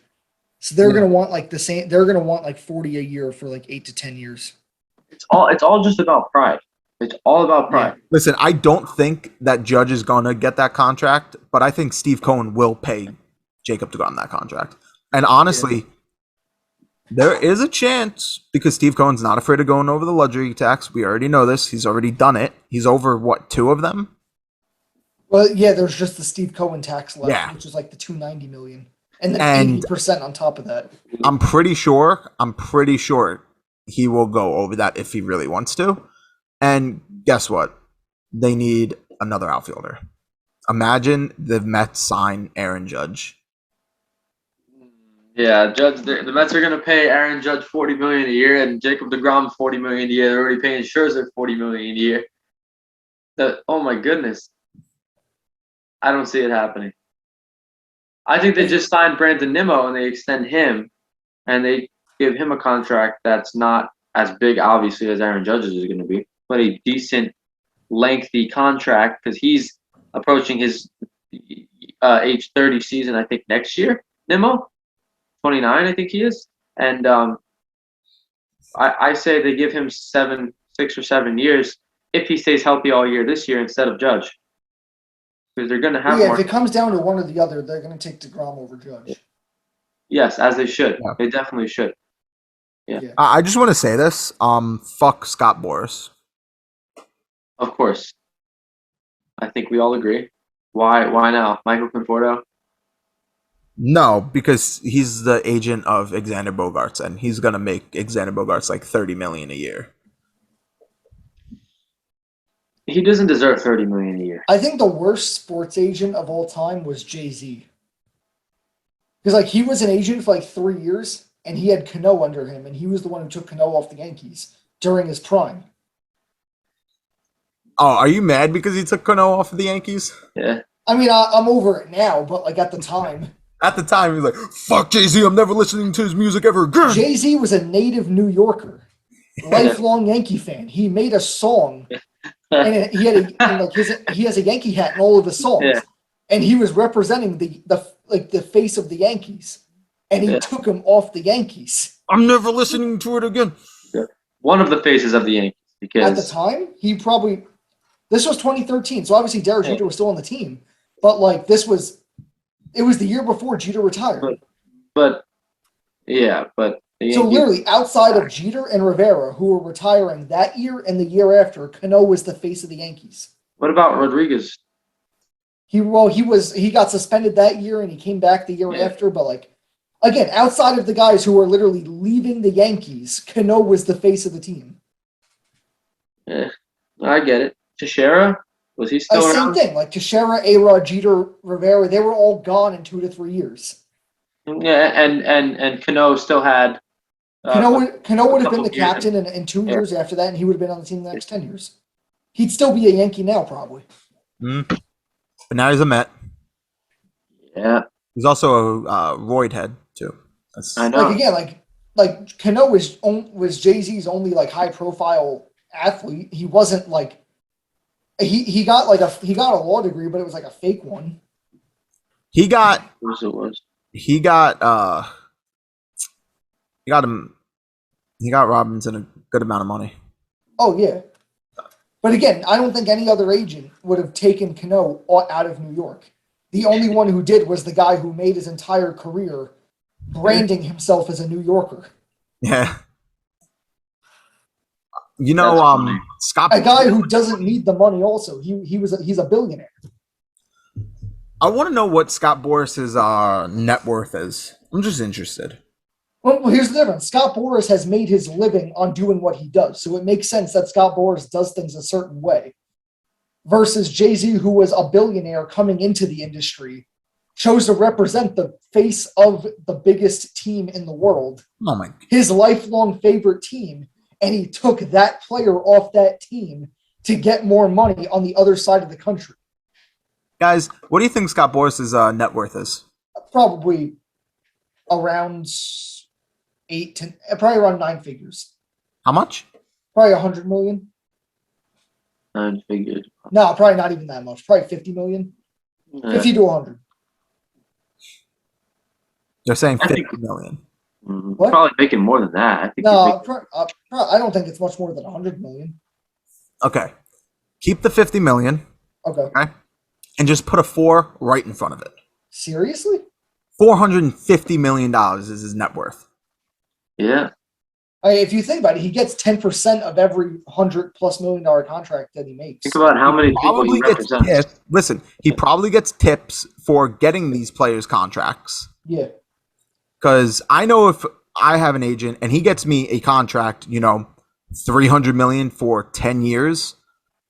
Yeah, he gets 10% of that, which whatever that is. All right. And then I'll probably be like, yeah, take, a couple more million. And then all the sponsorships that he gets for being the face of everything he does. Yeah. He owns his own agency. Yeah. Dude's an asshole. Well, that's the thing. It's like he's so smart, but he's such a fucking ass. To make money Yeah, that in the dude's got industry, money, it's man. not about being the best in the industry, but it's about running the industry. I want to know who is. Like Jay-Z's not a billionaire because he's one of the best rappers all time. It's because he has his own record label. Like that's where his actual net worth comes from.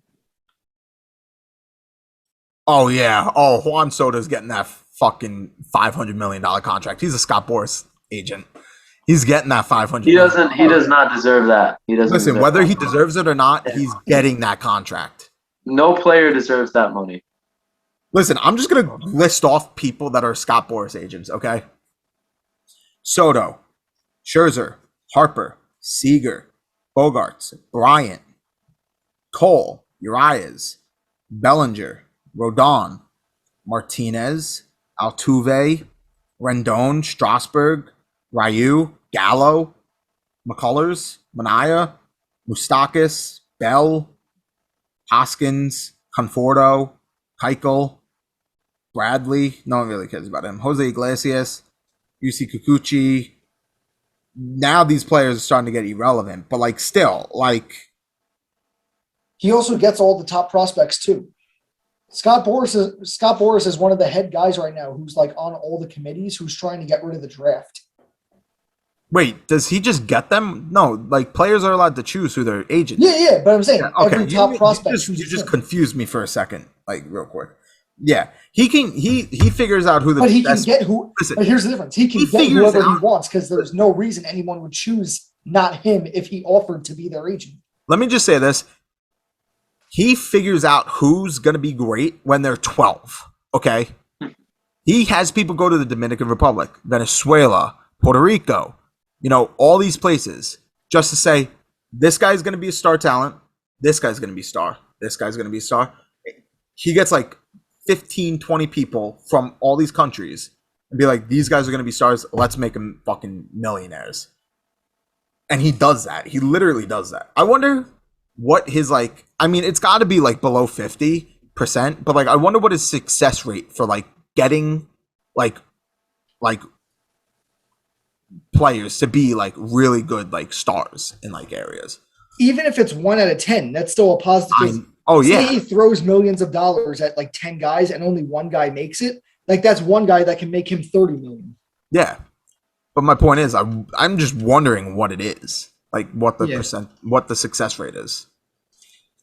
Brandon Nimmo's a Scott Boras guy. Well, did you hear Scott Boras is trying to get rid of the draft?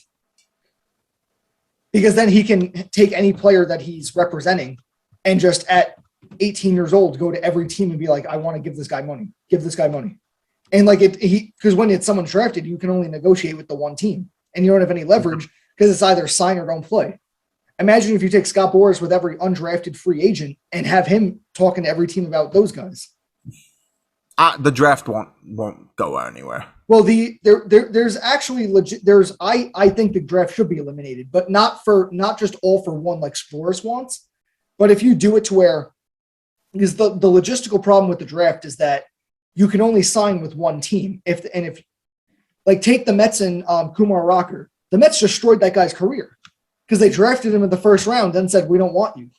So now he had no years left in Vanderbilt, so he had to just stay another year at Vanderbilt for training. So he's going a year without playing baseball, and then he's going to have to go in the draft again. That's pretty sad, isn't it? So it's the reason the draft should be gotten rid of is because you have teams who have very bad departments in player development, and they destroy top players' careers because you have the top 5, you have the worst 5 teams, draft the best 5 athletes, and then destroy their careers. So it's like, but here's a way to make it fair. Like, if you have the top team and then like the lowest team, give like the Yankees a lot less money to work with than the not the like whoever's number 30. Like whatever team would have the first overall pick, they get more draft pool money than the team that gets the 30th pick, or hypothetically. So then it's like you can't just negotiate free money with it. Because obviously if it's free, if it's like everything is gotten rid of, then the Yankees and Dodgers can sign every top prospect they want for however much money they want. So take away the draft lottery, but make it a draft pool and just make it that whatever team you can sign, you can either, if there's one guy you want, you can throw your entire money at him, or if you want 10 guys, then you can split it up against however much you want. So give all 30 teams a certain amount of money to work with, and then they can choose to spend it however much or little they want on either a couple players or a lot of players. And then that way every player will get what they deserve, because every team will only have a certain amount of money to work with. So it's not the Yankees and Dodgers can get everybody. You got to feel for Rocker, and when you put it that way, I didn't think about it that way, but you really got to feel for him. You draft somebody and then you say, we're not actually going to sign him, and he goes right back into the draft for another year. And the reason why they didn't want to sign him was because wasn't it an elbow or a shoulder injury But that then he they shouldn't have drafted him. Yeah, they shouldn't have drafted No, him. I agree. I agree with that. No, I agree with that. But I'm just saying the reason why they didn't want to draft him was because of that, right? Yeah. Yeah. That's why. But I'm just saying, like, there's ways to get rid of the draft, but keep it fair for all 30 teams. And I think that's the way to do it. You get a draft pool money system, similar to what they do with the international players. But instead of it being instead of a draft, every team just has a certain amount of money they can use. Yeah. So instead of the Yankees and Dodgers getting everyone, once their pool of money is done, you have to look to other teams. And then all the teams can look at whoever they want more. So then it's like, if the Yankees really want a certain guy, they don't have to worry about him getting drafted the team before. So they can throw more money at him with whatever pool of money they have. So every year, is it the same amount of money for each team, or does it'll go by the record from the previous year. Okay, so the number 30 team will have more money than the number 1 team. Yes. Theoretically. Yeah. Okay, so you're still keeping the same concept where they can tank. Yeah, but I'm saying it'll be fair because you're not limiting one player to one team if he happens to get drafted by a team he doesn't want to go to, or something else happens. And then you also keep it fair for the teams that did bad because they have more money to work with and so they can sign a certain player for more money if a player wants to go to them, or a player who can choose to take less money to go to a team he wants. So it'll make it fair for the players that are trying to get into the league, and it'll be fair for the teams that want certain guys, and it'll be fair for the teams that struggled because they'll have more money to work with. And it's less restrictive than a draft. Let me ask you a question, Andrew.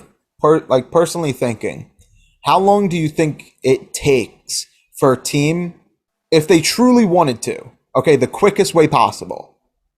And I'm talking about even a number 30 team, the 30th ranked team in baseball, How long, hypothetically, for the fastest way possible, do you think they can become competitors? Just the absolute quickest way. Well, obviously it's not through the draft because it would be through signing players. Oh yes. Okay. I'm just saying, how long do you think it would take for the number 30 ranked team to become contenders? I mean, it would depend on the team. If you have if the worst team in the league switches owners to someone like Steve Cohen, it could take 2 years. Okay. But if you have a team like the Pirates, they're not going to spend money, so they have to do it through the draft. So it'll take 5 Okay. to 10. Well, I'm saying, all right. I'm gonna go base. Well, listen. The Pirates owner, he can spend money if he wants to. I'm talking about if they choose to spend money, if they want to. It's the same thing with the Mets. Then it could take 2 to 3 years. It could take 2 to 3 years. He extended Q Brian Hayes for $70 million throughout 8 years. So hypothetically, you say it could take about 2 to 3 years for a team to become. If a team that's never spent before says, "Fuck it, let's spend." Yeah, if you buy if you buy your way, it'll take 2 to 3 years. All right. Well, I have a complete different way that you don't like the draft. I like the draft. I never thought about your idea ever. I never thought about a draft alternative. Your idea does sound good. I wouldn't mind having your idea. I also wouldn't mind if the draft sticked around. But my personal opinion, I hate tanking. I hate the Orioles tanking. I hate the Pirates tanking. I hate the Athletics not spending money this whole offseason, trading away all their players, not signing them. I hate it. I absolutely hate it. I personally believe if you tank, you should be punished for it. So, in my opinion, maybe if, the better you do, the better you should have for your idea. If the number one, the World Series winning team, whoever wins the World Series gets an extra, this amount of money added on to their signing pool team. And you don't do it automatically right away, because then that won't be fair. Because then the Dodgers, Yankees, Red Sox, Mets automatically have an advantage for however many years over teams like the Orioles and Pirates. Now, yeah, they tanked in the previous past, so I don't really feel bad for them. But at the same time, I don't think it's fair for future advantages. So what you do is, you said hypothetically, it takes about 2 to 3 years if they want to spend money. Yeah. I think, obviously this isn't like really something that can happen, but I think the MLB should, stand their ground and say, listen, guys, you own an MLB franchise. You guys are worth billions of dollars. Spend this money, okay? You guys can become contenders very quickly if you guys spend money. We'll give it 6 years. In the next 6 years, this is what we're going to do. The best team gets the better chances at developing players. Yeah. In the next 6-7 years, okay, we're going to institute whoever wins the World Series gets the number 1 draft pick. Whoever wins the World Series, if we do it your way, gets this amount of money added on. The MLB gives it to them themselves, to the teams. The MLB takes it out of their own organization, whether it's $5 million or $10 million, gives it to the team. You guys can spend this much money on development of players. It could go to whatever you want for, signings. It can't be for free agency. So if a team, for example, let's say Aaron Judge, free agent, you can't use this money for Aaron Judge. Okay? It has to go to draft. It has to go to like signing people that aren't in MLB. I think that's the better way to handle it. Obviously, you can't institute it right now because it does not give a fair balance to teams like the Orioles, Pirates, and Athletics. Well, other ideas that I had was like having a salary floor as opposed to a salary cap. But the second thing that I had was like, if a team doesn't make the playoffs for like 5 or 10 years straight, then you have 2 to 3 years, whatever, before you have to sell the team. Like if you're not going to be a part of the sport, get out of it. Yep. I agree. It's like what they did with the Marlins. But here's the difference though. The owners vote on these rules. Yeah, I know. So if you tell over half the owners who are small market teams, you have to make the playoffs within 10 years or you have to sell the team, no one's going to vote for that. I agree. That's why that would never work, because the owners agree to the rules and the owners aren't going to agree to rules that force them to get rid of the sport, to get rid of themselves. I agree, but I just think that, that would be a really good idea. The better the team does, the better, you're set out to be. Yeah.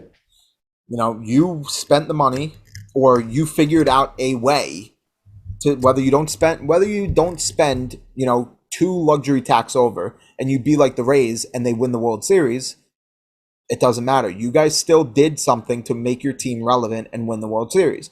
You deserve the preaching of the MLB community. All right, well, we're back. Totally forgot what I was saying. We were talking about the draft, if I'm not mistaken. Anybody want to pick up where I left off? So the only problem is, logistically speaking, the whole point of the draft in any sport is to give the teams that were struggling the biggest advantage, but obviously it allows all teams in all sports to tank. So I'm not a fan of tanking either. But again, I don't think giving the best teams the most rewards, I think it would defeat the whole purpose anyway of having any sort of draft system, whether it's the strict draft or whether it's just an open pool.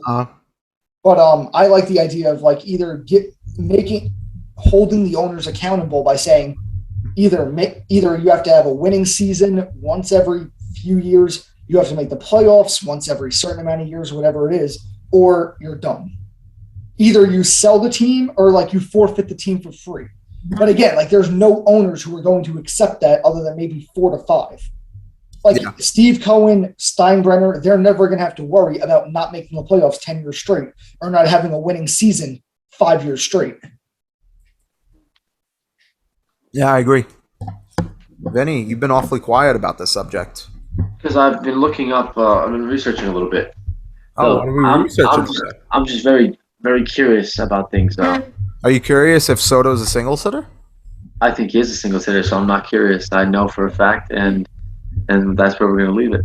So, the owner of the Baltimore Orioles, right, Peter Angelos, he's 92 years old. Apparently, he has a net worth of $2 billion, right?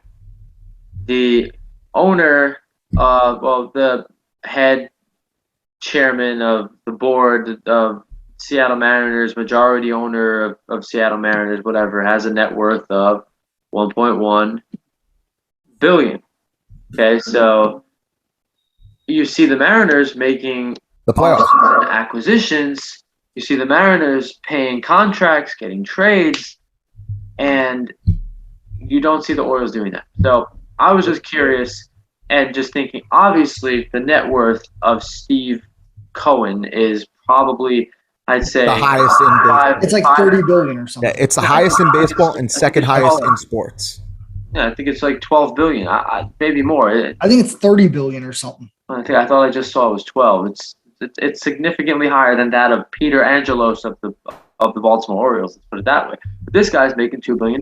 This guy is filthy rich. He's a multi-billionaire. That's his net worth, of course. That's net. That excludes a lot of details, a lot of factors. But let's just keep it at that net worth. That's the same for everybody. It's consistent at least. So Peter Angelos, $2 billion net worth. Can he not at all afford to make off-season acquisitions? You were saying, James, a couple of episodes ago, at the beginning of this when we started this podcast, that he simply does not care enough about the Orioles. Yeah, he doesn't. Maybe he's just a 92-year-old man who enjoys baseball, and he's just waiting for his time to come where he moves on and he doesn't get to watch. He's not there for the baseball games anymore, and he's just kind of enjoying the ride, enjoying the show. And his team sucks, but he still has some loyal fans because that guy's from Baltimore, and he just loves the Orioles, and he doesn't feel like going out Now, and spending money. This is my perception of it. Yeah. If I'm 92 and I'm a fan of my lifelong team and I'm worth $2 billion, Yeah. I would spend more than I ever have before because it's not like I'm going to have to worry about where that money's going 20 years from now. Absolutely.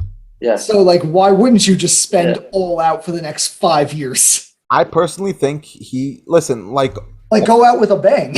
almost all of Absolutely. almost all of the owners in baseball, Yeah. not almost all, but like a lot like that, they just don't want to spend their money. Okay. They don't have the same mindset as a lot of these owners, like Hal Steinbrenner, Steve Cohen, all these guys, like these major, like freaking billionaires. Okay. They don't want to spend like them. And to me, that's showing that they don't care. I don't care if they're a lifelong fan. I don't care if they're from Baltimore, okay? I don't care. If you're not spending money to make your team good, to make your team compete, whether it's for wild card or it's for the division or if it's literally World Series contendership, if you are not spending money to make your team good, you do not deserve your team. Well, the thing is, the majority of owners that don't spend, they're not baseball fans. They probably can't tell you half the rules of the general. Yeah. If they were watching the game, they probably know what's happening. But I'm pretty sure we know more about baseball than the owners who don't spend money because they just don't know or understand baseball. They just see it as an investment. They're businessmen. Owning a That's team. what they are. They're American Doing that. businessmen. They are businessmen in America, and they are playing the market just like everyone else is. They're ruining baseball. Yeah. In my eyes, tanking has ruined baseball dramatically. Well, because look at the teams that make no money. They're obviously making money, but hypothetically speaking, like the numbers show that even teams that get no attendance and don't make the playoffs, they still are profitable. So Yeah. that's why these owners don't spend money, because they can see it as, I don't have to buy these players, I don't have to make the playoffs, but I still make money from TV deals, I make money from merchandise. Yeah. Even if they're still like at the bottom barrel of every single thing, they're still making more money than if they spend money, they'll make more money, but they still profit more doing what they're doing now. And that's how they see it. Like, they can spend more money to make more money, but they're not going to have more profit than losses than if they spent or didn't. How about the average Orioles attendance every game? I can tell you what, the Tampa What Bay would you Rays think? probably or lower. What was it? What were they? Oh, I have no idea. I'm just saying. Yeah. I think Tampa Bay was the lowest average attendance in baseball. Yeah. Average. What would you estimate though? Yeah, a game. Let me Couple just. thousand? All right. Let me just. Yeah. I want to see how much Tropicana Field can fit before I make my guess. Well, the thing about the difference is, like, Baltimore, not that it's a tourist city, but Camden Yards is much more of a tourist baseball stadium than Camden Yards Tropicana is beautiful. is. Yeah. Like, the Tropicana only is people, it's much. It's just newer. It's in the last 30 years. But Much Tropicana is newer. ugly too. So but that's the thing. Tropicana Field, the attendance they get is Tropicana Field only fits 25,000. the only people that go to Tropicana Field are the 6 Rays fans in the world and Yankee fans who moved to Florida, Yeah. Red Sox fans Yeah. who moved to Florida. And then it's the same thing with the Marlins park. Like, literally, the Marlins and the Rays are 29 and 30 in terms of baseball markets. And who goes to Marlins games? The 6 Marlins fans in Yeah. the state of Florida, Marlins man. Mets fans who are from New York who now live in Florida, Phillies fans who are from Philly now live in Florida, Yeah. National Braves- fans. Braves fans who might live closer to Miami than they do Atlanta, because Like I said. they're right by each other. Nationals too. So that's the thing. Like the people that go to Rays and Marlins games, say it's a say it's a Marlins Mets game or a Yankees Rays game. That's why there's more Yankee fans at Tropicana Field for those games and more Mets fans at Marlins Park. I think it is just Marlins Park Yeah, I think it is Marlins Park. for Mets Marlins games, because there's more Met fans in the state of Florida than Marlins fans. But So the few chances that they have, the 8 chances that they have a year to go to a game, they take. Anyway, Marlins fans can go to any game they want. so Vinny, Right. you wanted my prediction of what their average attendance probably is. well, Probably yeah. 10K. I'd brace it off of that. Probably 10K. Okay, I so let's wouldn't say go max. 8K. Listen, I wouldn't go max 11, and I wouldn't go minimum 6.5. 8K. So let's say on average maybe $80 a ticket. What? No, not even. $60 a ticket? Maybe. For Tropicana Field, maybe 45, 40. 50. But on That's what I'm average, thinking. there are people that are going to be sitting behind home plate and people that are going to be sitting in section 5. I'm pretty sure even behind home plate, it's Yeah. probably not more than a couple hundred. Listen, let me put it this way. Yeah, okay. Hold on. I just want to say this, okay? The Athletics, one year they won the division. What was that? 2014? They were in the playoffs just a couple years ago. Well, yeah, but Yeah, I the mean, wild card they game won the against the division. I'm not talking about the wild card. They won Okay. the division like in 2014, correct? 2014, Probably, Probably, yeah. 2015. Probably before That the year that they won the division, okay? Yeah. I had a teacher that sat behind the dugout, okay, of home team for $8. They won the division. A's, The A's, yes. he probably knew somebody. No. He lives here. So I spend more on a chicken quesadilla at the bagel store by my house than I would behind the dugout Yes. of an Oakland Well, I Athletics. mean, you also got to put in the fact that this is 2022. There is inflation. Yeah, And of course back there is, then, but- this was 2014 when the Athletics still are nothing, even though they win the division. They're still nothing. But It's still a California market, though. a I 2 to understand. 3%, I mean, yeah. 2 to 3% inflation rate. You're not talking much if it's fucking $8. Listen, first of all. like I said, It's more than it's been no about idea. 7% in the last 12 months. I think Well, it's 2 to 3% per year okay, yeah. inflation rate is what I'm saying. So of course, and nowadays forget about it. But let's just say 8,000 people spend on average $40 for a ticket. Can we at least be a little generous? $40 a ticket. Just do 60 for your sake. 8,000 people spend at 60. How about this? Let's find the average attendance first. Okay. Yeah, fine. Yeah, I'll look up Yeah. the average attendance. And I'll look up the price of a ticket to a Rays game. Average attendance to Tropicana Field. 9,000. 9,000. Okay. 9,000 is the average. Tampa Bay Rays tickets. They had a total of 7,601 fans. Marlins are the same. They're 95. 761,000 fans. Okay, average. Not average in total last year. $20 on StubHub. What? And StubHub is usually like over market price. Yeah, I didn't think it was good. I didn't think it would be that bad. The average is $20 on StubHub.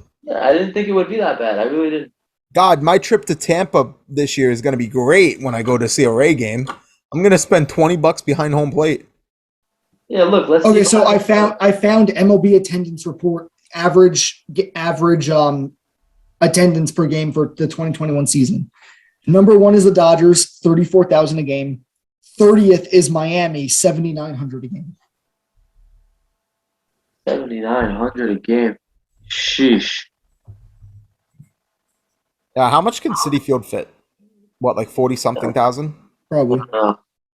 I think it's 40 something thousand. No, I mean home plate on StubHub is a couple $100, of course, $500 something. But you get a decent ticket here. Citi Field. Oh no, that's $4. National. Never mind. That's National Park. Citi Field fits a total of 42,000. The Mets last year averaged about 20,000. So half of their tickets sell per We year. also got to remember, like, the stadiums, were they at full capacity the whole year? Yes, the whole year, yes. In 2021, yeah. Okay. But they did still have, in the beginning, they had some restrictions. So maybe that detoured some people from Well, going. yeah, I know the Yankees, they had some vaccination only sections. Yeah, Citi Field, what they did was the first 2 months of baseball, if you wanted to go, you had to have either you're fully vaccinated or you had to have a negative rapid test 6 hours before the game or a negative PCR test within 72 hours of the game. Okay. That's what they did. That's what Citi Field did. So okay. So what was the Rays attendance? 9,000, right? Yep. Did you find So- out their average ticket price yet? No, I didn't because they're all over the place. But Well, you're just looking at StubHub tickets. yeah. There should be like a way to get the average ticket price of like a market value. Average ticket price for Tampa Bay Rays. Average ticket price for Tampa Bay Rays.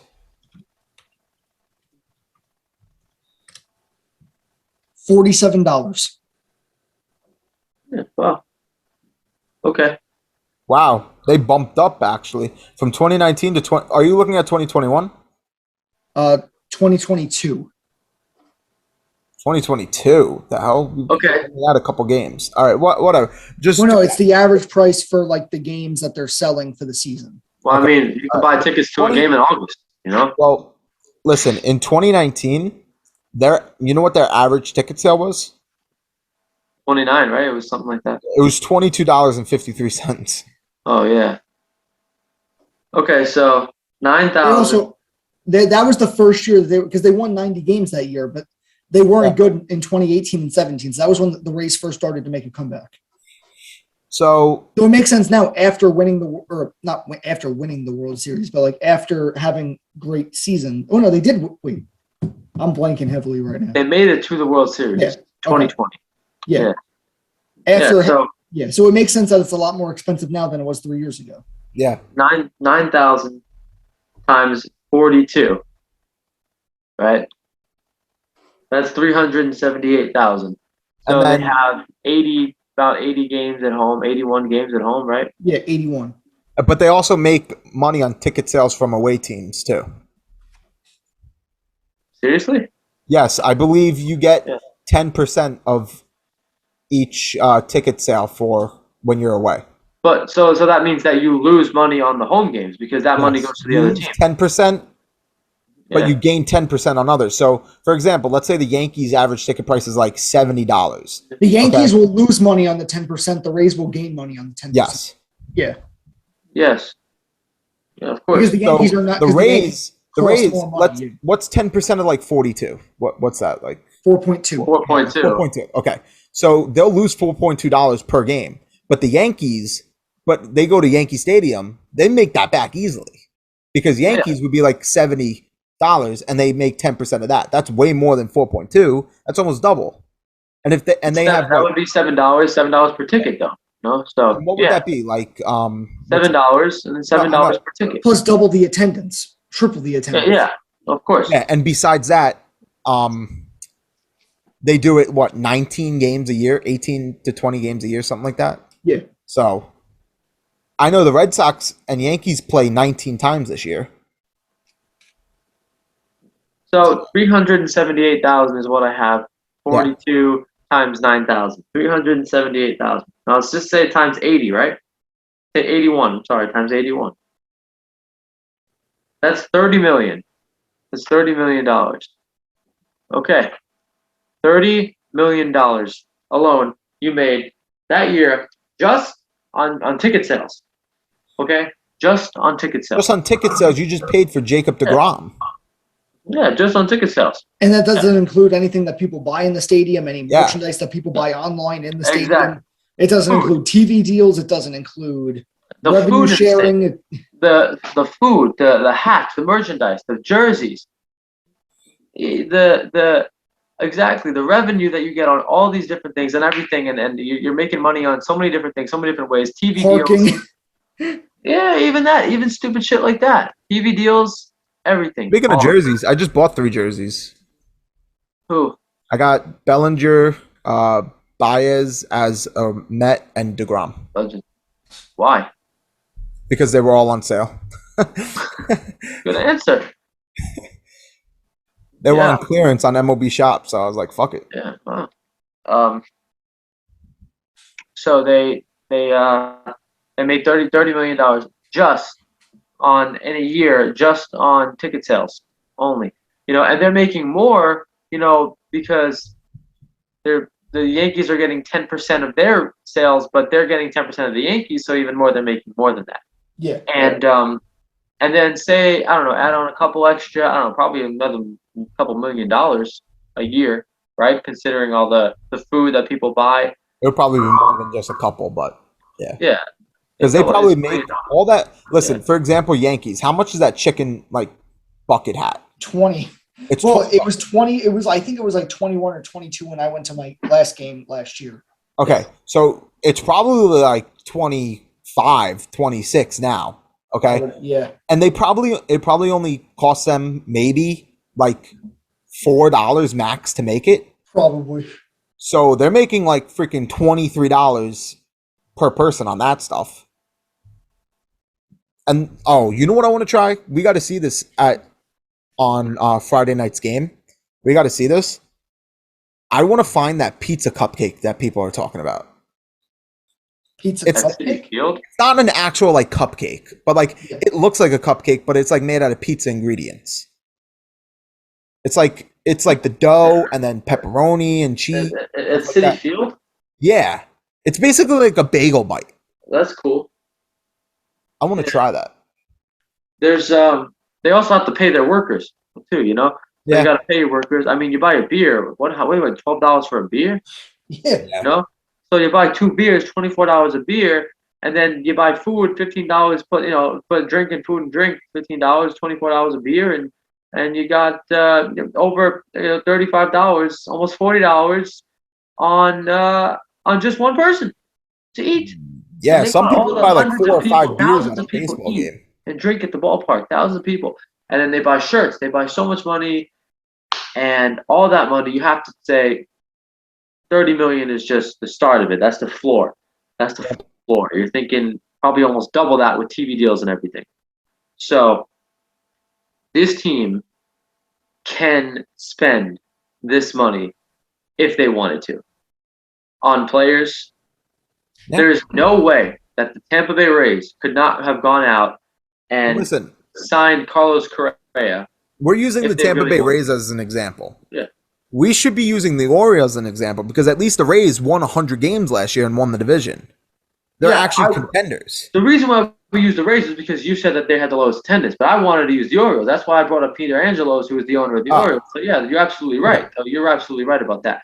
The Orioles we should be using as an example, but even so, you got to assume the prices are around the same of everything. But even over there, it's probably going to be a couple hours. Oh, you less. know what? Now that I think about it, the reason why we use the Rays is because the Rays, on average, you're right. They were the lower attendance. So if that's the case, if the Rays are lowering all this, then the Orioles have no reason, absolutely, why they can't be contenders. Yeah. So now that I remember, that's why we were using that. So using the Rays as an example is just proving the fact that the Orioles ownership is just a bunch of nimwits.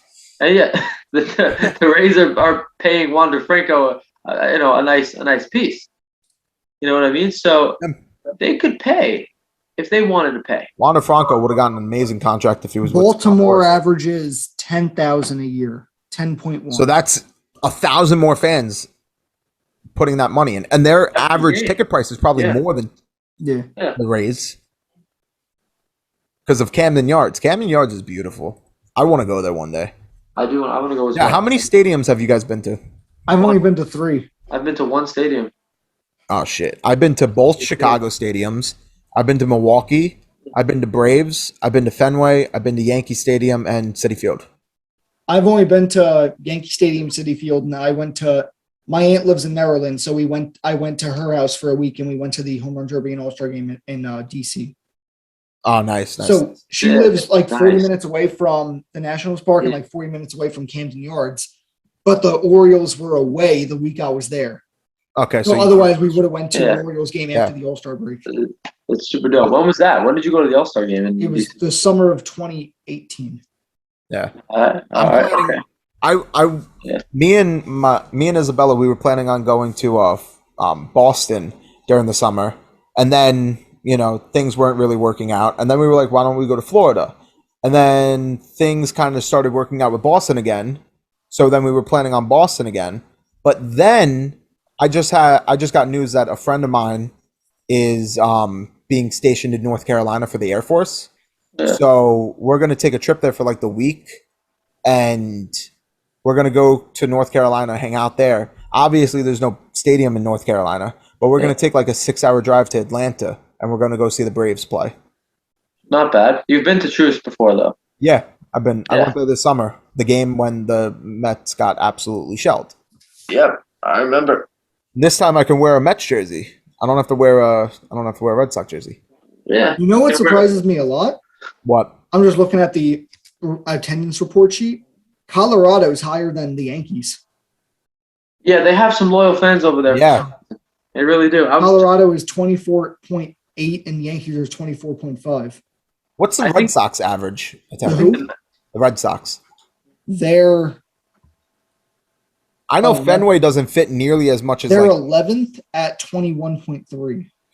The Reds, and that's the thing. The Red Sox, I bet you if you go based on like percentage wise, they'll be up there because the Red Sox don't have a lot of seats. I don't believe so. I think they're like, where is it? Yeah, they only fit 37,000 people in Fenway compared to like Citi Field where they're 42. Yeah. Yankees are like 44, 45, right? Yeah, I think close to 50. They're close to what? 50. Yeah, even that. They're close to 50.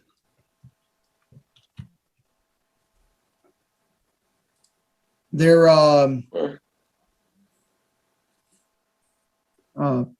50,960. They're at 47,000. It says record attendance 50,960. That's weird because it says capacity is 47,000. I remember there being one game that I remember. I don't think it was that. Oh, were they allowing at one point standing room only? Yeah. Yeah. Okay, then that makes sense. Wrigley Field does that, so their capacity is really how many seats are there. But in reality, they could fit like 5,000 more fans in their stadium. I went when I went to Wrigley. I bought standing seats only. Today's game was today's game? No, today's game wasn't sold out. Today's game had 97%. Yeah, well, that is interesting to look at. I'm looking at them right now down here. And the low market teams, the teams with the lowest attendance, also, they are pretty much the worst teams in baseball. It is funny if you think about it that way, but there are a couple exceptions as well. You know, the Mariners are 20 out of 30, and they were a couple of spots away from a wild card. You know, it's funny. Cleveland was in the World Series a couple years back, and they are 21 in attendance. Yeah. Detroit was not always this bad. They were in the World Series about almost a decade ago, Yeah. and they're 23 in attendance. You know, Toronto's got a great team. The Rays were in the World Series a couple Well, years you ago. also can't go. You also can't do anything in Toronto right now. What do you mean? Like Canada's still like, don't leave your house. So Yeah, you're that's why right, but, their like- attendance is hurting because of that. Yeah. Yeah, They definitely like it. Toronto was 27th at 10,000.1, but I'm pretty sure that was probably around what their maximum capacity was allowed. yeah. I didn't even think. Oh, I know why. Yeah. Toronto, the Blue Jays didn't even play in Toronto last year. Yeah. They played at their single A affiliate in Florida, where their spring training team was. No, I thought they Oh played. no, they played in Buffalo. Yeah, where their they played in AAA Buffalo. team was. Yeah. So that's the thing. Like their AAA stadium probably only fit 15,000 people. And yet they were whatever. still pulling in like a lot of people. You know, they pulled in 10,000 people a year. But again, those aren't even Toronto. I mean, they're Toronto fans, but I mean, they're not, because you can't really go up and down the border that easily. So it's Yep. literally just Blue Jay fans in Buffalo who went to those games. Uh-huh. So again, like you can't, like Toronto's probably the one exception to the 2021 attendance like pool, Hmm. because like they weren't even playing in their stadium in their country.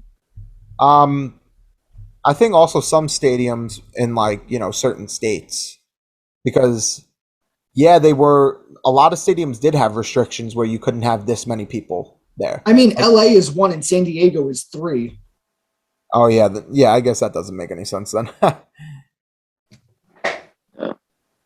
But yeah, Blue Jays do have an exception. I think I guess the Orioles are still too busy paying Chris Davis all that money. They can't go out and They got to pay Chris Davis big bucks Negotiate. for the next few years. I don't feel bad for them. They should be spending that money on people. Too bad you spent it on the wrong people. Yeah. You know what's going to happen? They're going to have to start paying Cedric Mullins soon. They're going to trade him away or just not sign him.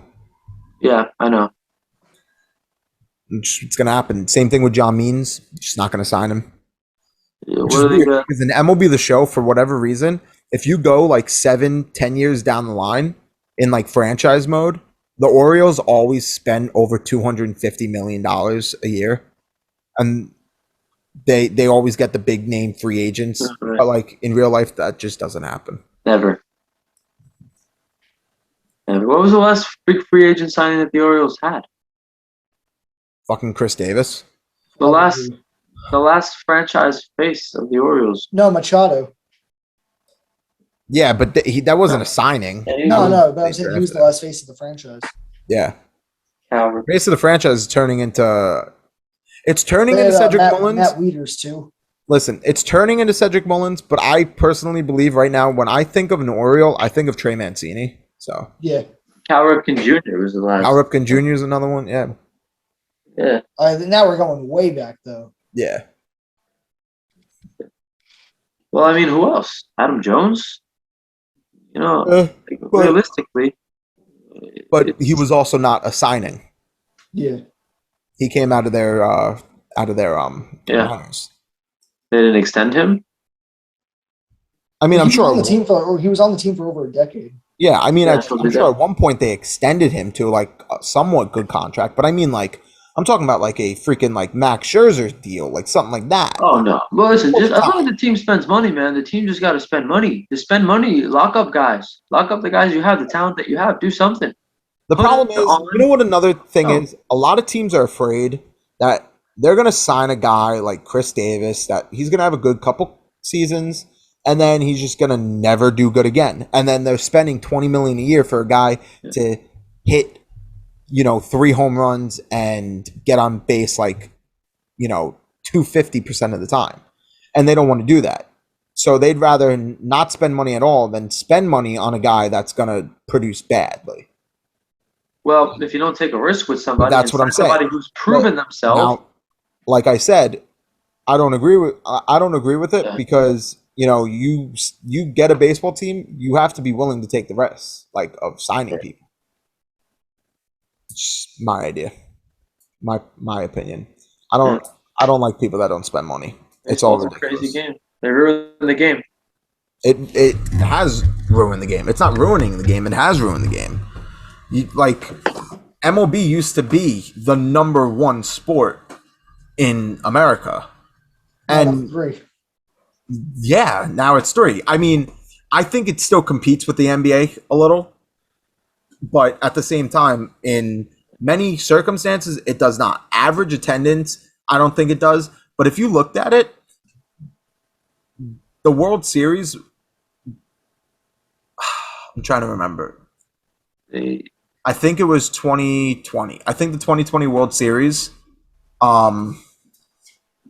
had a better average viewership than the NBA Finals. And I'm pretty sure. But obviously, I mean, there's no, it's not competing with the NFL. The MLB will never be able to compete with the NFL ever again. It can compete, it still competes with the NBA in some aspects. So, as long as the MLB doesn't fall below, the NHL. Oh, that's not going to happen. Or the MLS, for God's sake, hopefully that one never. If that ever happens, I think that would be the end of everything. Because I barely watch football to begin with. Okay, I only really pay attention to football when playoffs come around. Once it gets to week 14, 15, 16, 17, that's when I start I'll watch games. And then the playoffs, I'll watch games. Definitely. But baseball, dude, I watch games 1 through 162. Yeah. That's just how I am. You tell me, dude, take the day off and watch baseball. Fuck it. I'm taking the day off and watching baseball. I don't care. I don't care at all.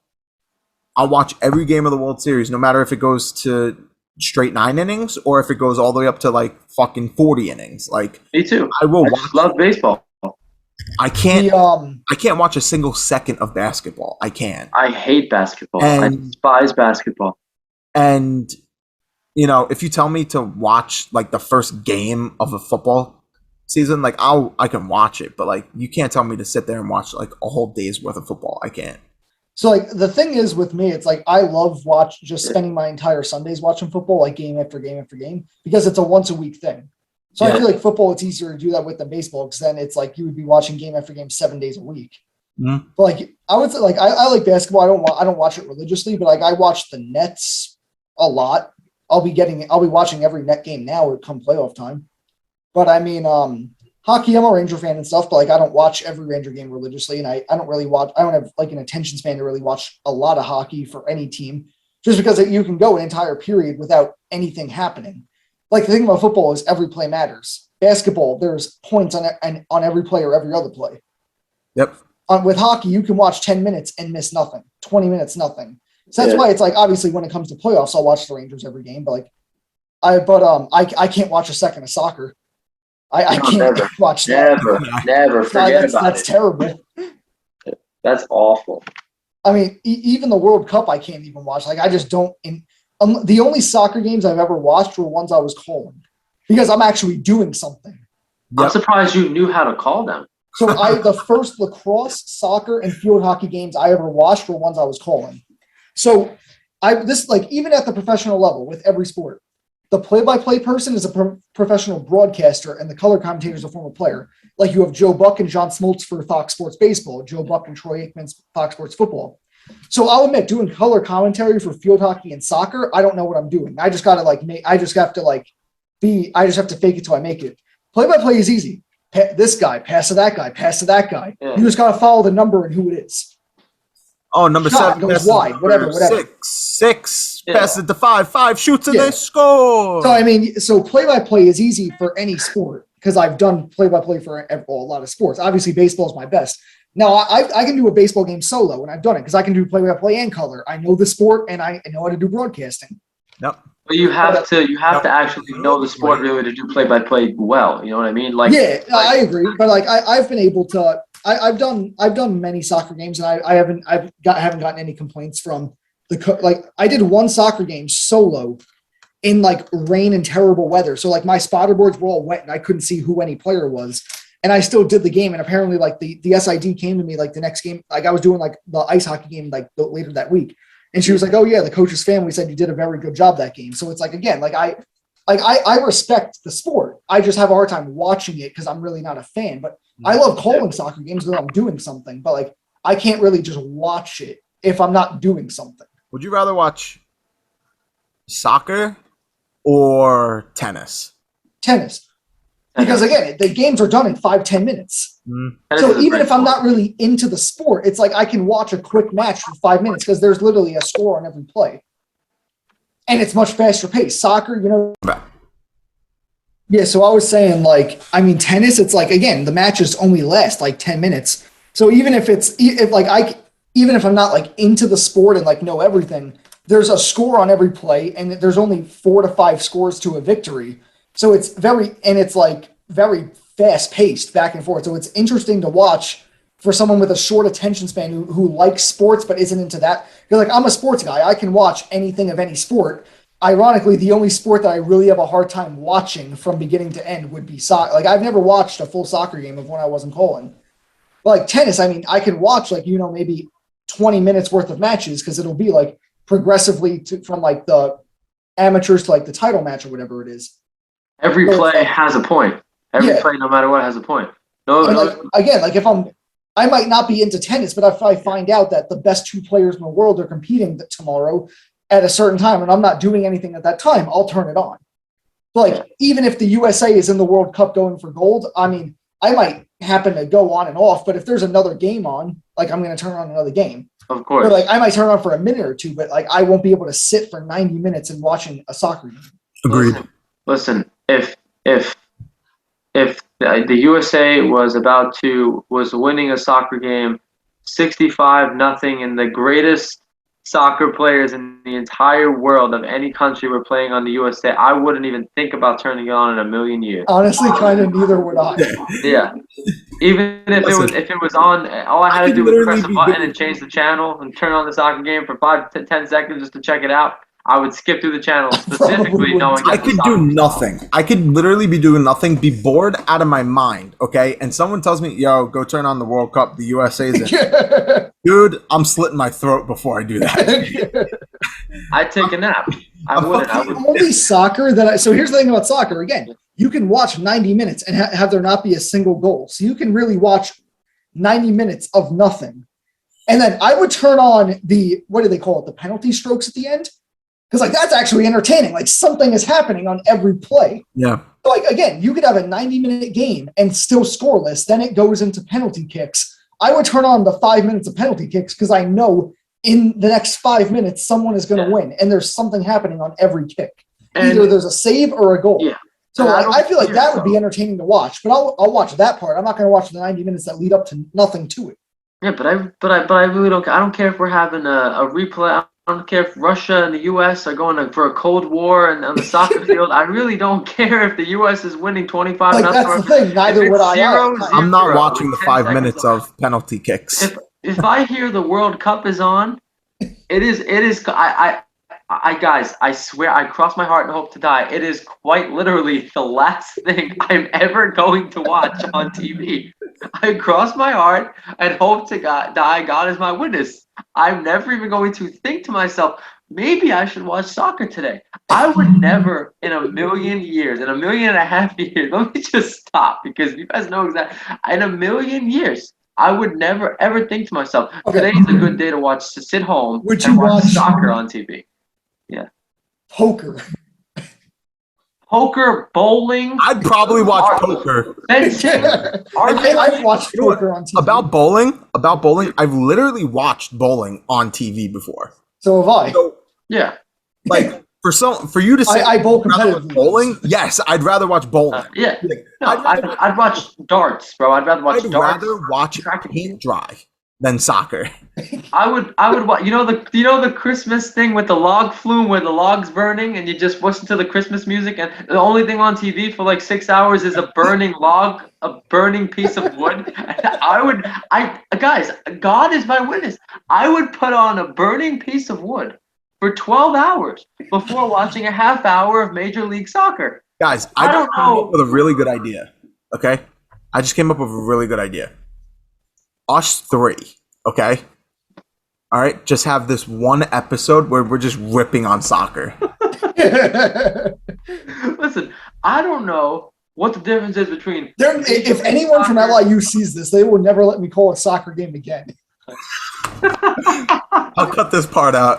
I'm sorry, guys. Oh no, keep it on. Keep it Really? on. Oh no, What I is- am. I was just joking. There's like a team Chelsea. What is that? Where is that? Where's Chelsea? Is that a city? Is that So the I name was of ta- I was is that the talking to name of the someone- girl wait. that In our sports group chat, someone was talking about like someone brought up soccer for something. And I was like, I probably can't even name 5 professional soccer players. And I was like Ronaldo, but I couldn't tell you what team he's on, what number he is. I just know that there's a Funny thing famous is, soccer player. isn't named he on like Ronaldo. Real Madrid or Barcelona, something like he that? plays for Spain or Argentina or something? Apparently, I have no Or He Messi plays for one of plays these for four Argentina. teams. one of So these then four there's countries, Pele, teams, right? whatever it is. There's a guy called named Pele where he used to do the flip kick and he used to kick the ball in midair and that was like a really cool thing in soccer. I guess that's like the equivalent to like flipping the bat when you hit a home run or No, something. that's the equivalent of Bartolo Colon doing the flip behind his back to first base.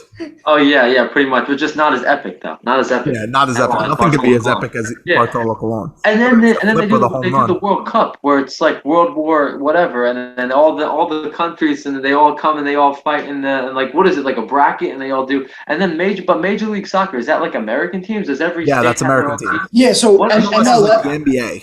And yeah, that's- so MLS is just the American Professional Soccer League. like there's That's a, on TV regularly. Like that's the on New York, TV. the New York team, yeah, that's on regularly. The New York team actually plays at Yankee Yeah. Stadium. No, from what I like, apparently, so NYCFC is like an MLS team. They play at Yankee Stadium. Apparently, they won the MLS championship last year. I had no idea. Are you serious? Yeah, because I was watching. It was December 31st, or like the last week of December of last year, and it's like CBS had like top 10 New York sports moments of 2021, and like number 4 was like NYCFC wins like the ML, like they won like the equivalent of the World Series for the MLS. I had no idea. That's not even a New York. I don't think sports you two moment. knew either. That's not even a New York sport. The Mets versus the Yankees that time where Lindor and Stanton were hitting the home runs, that would be number 1 before any soccer team winning any championship ever would make the top 10 to me. Yeah. Because that's just me. You know, that again, maybe some people out there love soccer and they love it. I don't and the clock counts up, doesn't it? The clock starts and it counts up. There's no countdown clock. Yeah, and there's like no stop. Even when there's stoppages of play, they don't stop the clock. Yeah, the clock keeps going. Yeah. That's odd. Yeah, like a timer. Hold on, is How that- long we can go before blowing our brains out. Oh, look, I Is made it soccer- 32 minutes before blowing my brains out. Hold on. Is That's what it's there soccer for. is soccer quarterly or half or trimester? Half. It's half. So There's Time two out. 45-minute High halves. okay, so it's not like football or basketball where there's quarters. Oh, Yeah. Okay, all right, it's interesting. You could kind of break down baseball into like Yeah. 3. So that's why I added 3s. 1 through 3, 6 through 5 through 7. No, 4 through 7 or 4 through 6, 7 through 9. That's what I meant. Yeah. So good that's job getting basically through that one. What? Good job getting through that, James. Yeah, I know. I actually struggled for that for a second. I mean, baseball's just one. Baseball could go to the 16th You know, inning. like as someone who Oh, like yeah. if I wasn't someone who like bowled competitively and was like if I didn't bowl at the level that I did with like some of the best bowlers on Bowling, Long great. Island in my league, I probably wouldn't watch bowling, but I would probably still enjoy watching bowling more than probably I bet you can name this guy. What's that guy from Australia that's a bowler? Jason Belmonte. Yeah, Jason Belmonte. He was on with Dude Perfect, okay? Yeah. He was naming what like certain things are said in Australia. You know how they say Nike? How? Nike. Yeah. That's just wrong. That's so Yeah, so wrong. Belmonte is the best bowler in the world. Like he's won Fine. 14 major titles, which is the all-time record. So like he's the face of the PBA, Yeah. which is professional bowling. Yeah. You know how they say aluminum? Oh yeah. They They say aluminium. yeah. You know how they say Yeah. Honda? Honda. Hyundai. Well, that's Hyundai. Oh, Hyundai. Yeah, Hyundai. I'm sorry, not Honda. Hyundai. Yeah, they say Hyundai. Yeah. That's Well, so I know more bowling terms than I know soccer terms. Right. I don't even double. know. Spare. Gutter ball. Guys, Ducky. if Cristiano Ronaldo and Leonardo Messi, what's his name? Leonardo Yeah, Messi. something like that. Messi and Ronaldo were signing autographs and taking pictures outside my house, and all I had to do was walk outside and take a picture with them. They could pay me to take a picture with them, and I still wouldn't do it. I don't know wouldn't do about it. that. I In a think I'd million take years. money for a picture with him. I would take a picture. With I don't him. care. Listen, I wouldn't don't care what famous person it is. They could be completely irrelevant with my life. I'll still take a picture with them. Well, I wouldn't even know. I would probably give. I wouldn't recognize him. Congrats on the world champion, MVP of the world championship, bro. And he'll be like, "What are you talking about? I didn't win no world champ." I wouldn't even like. What did he win? What did he win? What? If Ronaldo or Messi was right next to me right now, if I didn't know it was them, I wouldn't. If they could walk into this room right now, and I would have no idea who they are. Yeah, Yeah, I agree. yeah. Now, if anybody on the Yankees Aaron came in, I Judge, would know exactly who they are. Stanton. The Yeah, most I love- obscure Yankee could Listen, come into I just this want room to and say I would know who this. they are. I just me want to say too. this. I love the videos where it was Syndergaard, Harvey, and Judge, where they went out and like acted like they were normal people, and Yeah. they had people talk to them. Like that shit was so funny. I love that guy goes, "Who's your favorite?" Aaron Judge goes, "Who's your favorite player?" He goes, "Adam Judge." Yeah, I Fucking remember that. talking Yeah, to yeah. Aaron Judge. Did you fun? This is That's actually amazing. something funny. I wish I could find this, but I never was able to find it. The first game back when Aaron Judge did that like thing, you know the announcer for Yankee Stadium actually said Adam Judge for a joke. The PA guy. Yeah, the PA guy. He goes, "Now up to bat, number 99, Adam Judge." You could see Aaron Judge look up and laugh because he knew what happened. He knew why he said it, but it was funny. Speaking of, actually, this has nothing to do with what we're speaking about, so I shouldn't have even said that. But not speaking of soccer, by the way, I heard that Freddie Freeman and Ronald Acuna Jr. had some beef or something. Oh yeah, that's right. We got to talk about that. Andrew, did you hear about Yeah. that? No. You never heard about that? So No. All right, Acuna, well, they had said, some beef. Acuna said he never liked Freeman. Yeah. Apparently, what happened was, so they were asking. It was all in Spanish. Okay. Someone asked Acuna, about Freeman, and he basically said, "No, I will not miss him. He was always cocky. He never approved of my style of play." And one time, Freeman walked up to him in the locker room because he had like eye black on, and he wiped it off of Acuna's face, saying, "No, we don't do that here. Change." Now, like I have a hard time believing Oh, wow. that because Freeman's entire reputation has been around being the nice guy. Yes, Yeah, which I know. I completely see I know. that point of view. Okay, but to be fair, at the same time, I could see where Acuna's saying he doesn't appreciate his style of play, because this is what I'm going to say. Okay, Acuna is always the guy. He hits that home run, that bat's going like 50 feet in the air. Yeah. He always bat flipped. What happened that one time where Carlos Gomez hit a home run? He didn't even bat flip, okay? He just stared at the ball for a little. He rounded first, and Freeman was yelling at the top of his lungs at him. So, I mean, yeah, that's an opposing team compared to your teammate. But at the same time, listen, Freeman may have thought, Ronald's kind of taking my spot as the head of the table for the Braves. If you really think about it, 2018, when Ronald went out there, everybody was talking about Acuna. 2019, he had an amazing year. Everybody was talking about Acuna. 2020, he had, an all right year. Besides Freeman winning MVP, Freeman literally won MVP, and people were still talking about Acuna. So, honestly, I could see why Freeman would do that. Do I really believe he did do that? I don't really know. But also, Acuna came out and said in English that he never said any of that, but he did. So it's either Acuna's lying about it and he tried backtracking on the statement, or or somebody told Acuna, no, don't like backtrack on this because we want Freeman to look like the good guy, like stuff like that. So like, who was he talking to in Spanish about it? He was talking to, I think, a sports host in the Dominican Republic. But it was on like a public network. Yeah, like you can actually find the. Like, so it's not something he could really hide. Then it wasn't like audio that got leaked. Like it's actually out there. Yeah. Like I mean, obviously, I don't know Spanish, so I didn't understand it. But I found the video. Yeah, like it's out there. You can find it. Acuna said it. I don't know Spanish, so I don't know if he those words actually said it. But like everybody says he said it. Freeman actually made a comment about it, saying he's like, oh, I think he actually did mention like something that happened in the locker room with like the eye black. Yeah. But like he said that he'll miss Acuna, his family will miss Acuna. His son Charlie is gonna miss Acuna because that was his favorite, person on the Braves was Acuna. So like I mean, maybe there's beef, maybe there's not beef, but I'm surprised you missed that.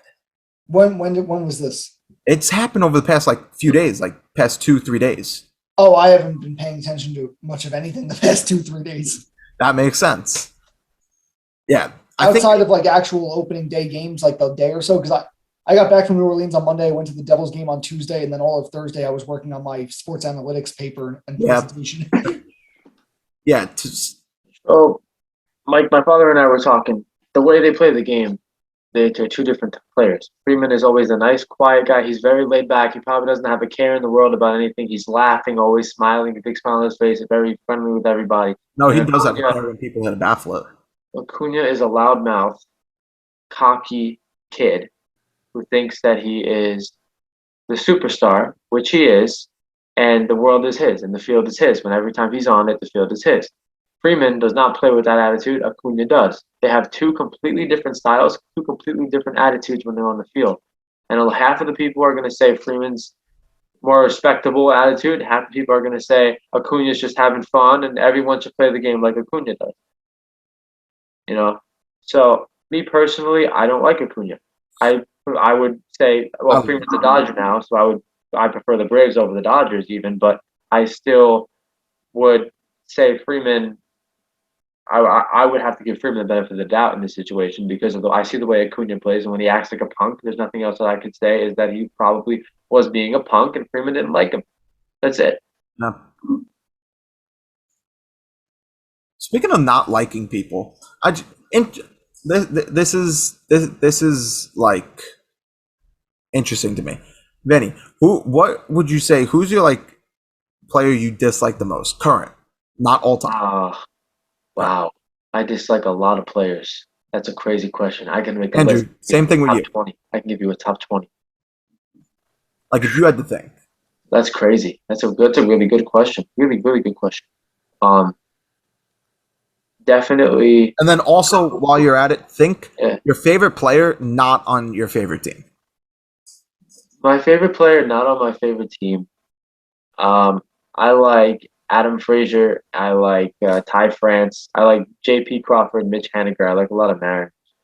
Like Billy Hamilton. No, I don't like Billy Hamilton. Oh, I thought it was kind of like Juan Pierre. I like Tim LaCastro though. Yeah. Okay. I like Kershaw. I like Trout. Okay. Those are generic names, though. Trying Andrew. Oh my goodness. I like Buxton. I'm a big Votto fan. I do have a Votto jersey. I don't like him. I don't like him either. This is I know these straight off my head. Okay. So the reason why my least favorite player, Arenado's up there. I have an Arenado jersey. my least favorite player is Manny Machado. That's understandable. Yeah. What he did to Yeah. Dustin Pedroia. He's probably up there for me too. And did you see what he did yesterday? No, first game of the season. Yeah, he literally ran into the first baseman, making Yeah. him comfortable, like stuff Yeah, like I he saw does that. this stupid shit. And He people threw the say, bat. Threw the bat. He thought it was Donaldson. It wasn't Donaldson. yeah, like it's just stupid shit. It really is stupid shit. Like I hate Manny Machado. And then my favorite player, once again, obvious reason. I have good reason to like it. It might be a generic name, but I have a good reason to like it, and that's Mookie Betts. Paul Goldschmidt. I thought you were gonna say. I was Yeah. not going to say Paul Goldschmidt. No, Mookie Yeah. Betts. Mookie Betts is my favorite player, not on the Red Sox. He was my favorite player on the Red Sox. Well, so my favorite player not on the Mets. I have a lot of least favorites. I don't like Mookie Betts was Castellanos. probably my favorite Red Sox when he was one. Obviously, I like him now still, but like Yeah. out of everyone in the Red Sox, he was probably like one of the guys who I like tolerated. Tolerated. Not tolerated in a bad way, but he was actually a guy who I enjoyed watching. I like Stroman a lot. Yeah, I like Watching Luke Voigt. for me, like ever since the WBC, I've been a big fan of Stroman. The Yankee that oh my god, like I love this Yankee. Okay, and it's a shame of what he is now, and that's Gleyber Torres. Like 2020 and 2021 is not good for him. 2019, I was all on this kid. I was like, this guy's gonna fucking destroy the Red Sox for the next like fucking like 10 years. It's not gonna be fair, but I mean, I liked Urshela when he was on the Yankees. I didn't like Urshela even when he was like an Indian Blue Jay. I wasn't a big fan of him. Yeah, well, who else do I? Who do I not like? I don't like Harper. Love Harper. I don't like Harper at all. I don't like Castellanos. So I like Harper. I think I he's do. so I love overrated. Harper. That's Harper's not- got to be in my top 5 favorite. I saw Harper win the home run derby the last year that he was a national Yeah, in 2018. in Nationals Park. Yep. So like that, like that was one of the greatest like sports like things that I've ever seen in person. No. You had all the National fans cheering, then you had everyone else who was just like, he's gonna be gone after this year. Yeah. Which he was. That was the Nationals like last big thing that Harper did for them. Yeah. Oh, you I guys like want, what I want to do is what? Go on. Andrelton Simmons is. I like him a lot. All right, we're just asking for one, not your top 50 list. I'm trying to find one that I like the most though, because I like a lot and I dislike a My lot. number one is probably Arenado. You know what is something that's on my bucket list for this MLB season? May 19th. Okay, you know what that is? It's your birthday. No, my I know. birthday has already passed. I know. I remember it was a couple months ago. Yeah. Smart. Well, May 19th. Is that Alzheimer's Day at No. City? Nope. It is something to do with City Field. Yeah. It is at City Field. May 19th. Is it like a Mets Dodgers game or It's Mets versus Cardinals, the last Cardinals game at City Field, which means that is going to be possibly Albert Pujols' last game at City Field. Not that like Albert Pujols at City Field was like this wonderful thing that he did so much for City Field, but it's Not one of that, probably it's the just- last time that Mets fans are going to see Listen, him I play. get to see. Listen, Yeah. I get to be part of that moment where that's the last time he plays at this ballpark. Yeah. It's something, he's gonna go on that retirement tour. The last game that he plays at every stadium, he's gonna get a gift from everybody. Like Ortiz got, Jeter got, Rivera got. Like yeah. It's he's gonna cool. get one of those. He's gonna get one of those. I want to be there in person when he, gets the announcement. I want to see that. It's gonna be cool. Like It's I cool. wanna know I what's really special. don't care about. I was too young for Albert to enjoy Albert Pujols' career. So, Yeah. but it still still, I doesn't respect him. I respect him yeah, a you lot. got to respect what he's done. Like he may, Right. like the past like 6 seasons, he's been a shell of his former self. But like from 2001 when he made his, or 2 when he made his debut, 1 or 2, something like that, all the way up until he became his first like 2 years as an Angel, like he was great. And even after that, he was still a good player. He just was never the same. Great. Yeah. And then now he's very, very much a shell of his former self. Like, this dude is like in crumbles. Like, Yeah. although he needs 21 home runs, okay, 21 home runs to hit 700 home runs. Yeah. Let's see if he can do it. He's going to be the everyday DH. Gonna be the almost pretty much everyday DH. So I mean, as long as he's versing a lefty, he's cracking them home runs. Got to be all he's good for, honestly, because he can't run the bases. No, You no, think he's got Lowest- 21 left in him, or Yeah. he Yeah. might. He might. As a Oh, DH, oh. I could see it. but he might have 40 hits the whole year. Yeah, that too. 21 of them might be home It's runs. so true. Yeah, Absolutely. I agree. listen. There's There's end up getting like thrown out from center field one time this year. Yeah. that's a possibility. Like if he has a really hard hit rocket to center field and there's a good center fielder, he could get thrown out from center field. Well, like that happened in 2020 with someone. But there were certain circumstances involved. He hit the ball on a line to left field. Okay, it took a one-hop bounce. He thought that the guy caught the ball, so he starts walking back to, dugout. the dugout, and the left fielder throws it straight to first base. He gets the out. So yeah, he got thrown out at first base, but like he didn't like really get thrown out at first base. I think Albert Pujols could have a straight line drive to center Yes. on a line. He runs to first, and the center fielder throws him out. Listen, my dead grandma walks faster than he does. Okay?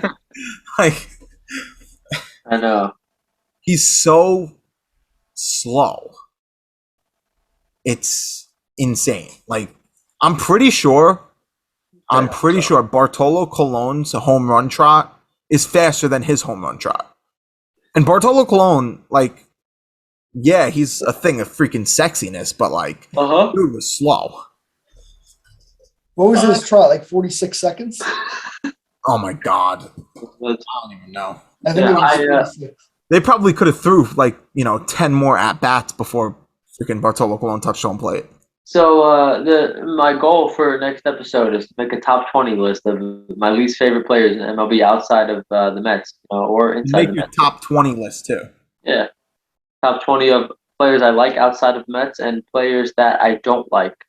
Oh, Okay. same Yeah. thing with you, Andrew. Do it. Okay. I'll make a top 20. I'll make another list. We'll do that. But the thing is, I don't really think there's 20 players that I like heavily dislike. Yeah. Make- Unless I might just go up and down the Astros roster and go like one by number. Altuve, Springer, Correa, Altuve. I love Altuve. So So do I. I love Altuve. He doesn't deserve the booze that he gets. I don't Yeah, hate the guy, but it's fun to hate on Yeah. no, I feel awful for him. him. I don't. I I don't feel awful for him, okay, because he knew what was going on and he didn't put a stop to it. Yeah. So listen, if you don't put a stop to it, you're still kind of part of the problem. But I feel bad for him to the extent that he doesn't deserve all the booze that he gets. They ruined his 2020 season. Yeah. Yeah, but I It was mean, god awful.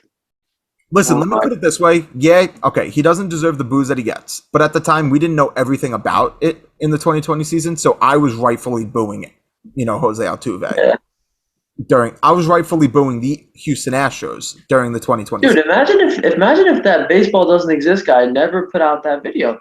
I know. You gotta say hundreds of thousands of people wouldn't know the truth. But how did he Right. know that everything that we didn't know? Though baseball doesn't exist, he does videos on things, and then like 3 weeks later they come true. He's predicted so many things, like It's things funny. that everybody knows about. Like people that watched him knew about it like a month prior. So he kind of takes away the surprise of a lot of things because I'll watch a video and I'll be like, I mean, he probably some of this is true, but what is it really? And then 3 weeks later, what he says in his video to the T is what comes out. Like like- what?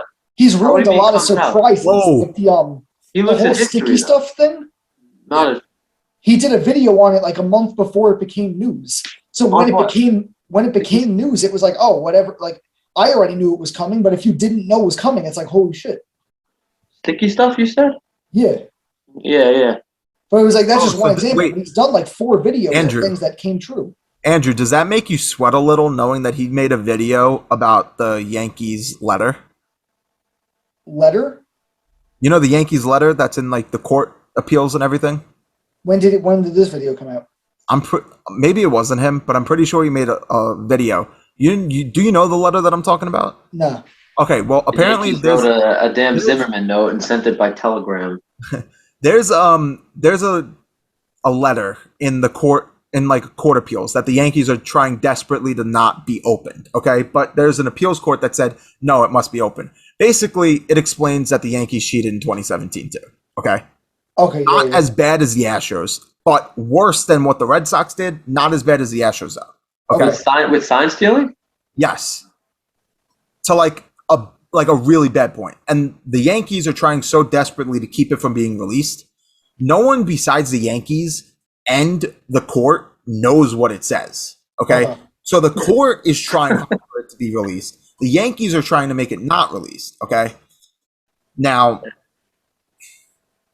I have no idea what it says, obviously.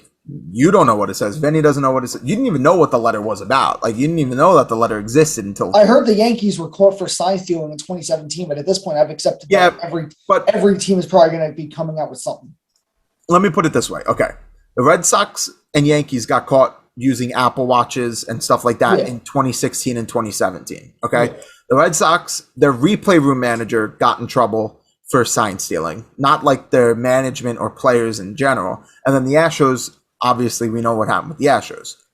Now, like I said, there's a bigger story in 2017 with the Yankees sign stealing. And this was said pretty much 3 weeks ago at this point, that the letter was supposed to be open in 2 weeks, and it hasn't been opened yet. So I have no idea if it's ever going to get opened, but the Yankees are trying so hard not to get it open, and the Court of Appeals are trying to get it opened to the public. Yeah. So those people in that inner process are the only ones that actually know what is being said. So, but to be fair, Brian Cashman is either very confident that the letter is never going to get opened to the public, or two, he knows that what's in that letter doesn't prove anything, because he did say a few days ago, maybe a week ago at this point, that he's like, oh, I hate it when people bring up the Yankees haven't won a World Series since 2009 because the Astros cheated us in 2017. So he's either very confident that there's nothing in that letter, or he's very confident that it's never going to get out. Because for him to for him to say that, and this letter to be a big deal, and if it does come out and it does show that he cheated, he's just going to be like the biggest clown. Yeah. So he's got to be very confident about one of those two things for him to make that statement. And listen, I like Brian Cashman. I don't think he's a bad GM. I think he's a little overhyped as a GM. I do. But I don't think he's a bad GM. But I think he made an excuse. 2017 Astros cheated them, but they also cheated the Red Sox. They cheated many teams throughout the league by using the system, okay? And they cheated the Dodgers out of the World Series too. So for Brian Cashman to say the Yankees would have won, that's not entirely true. The Dodgers could have beat the Yankees. And, the Yankees still had 2010 to now to 2021 to win the World Series too. So yeah, so he singled out 1 year and said we would have won it this year, definitely. And that's why we didn't win it in the last 12 years, whatever. And the only reason why they're getting heat for not being in or winning a World Series is because they're the Yankees.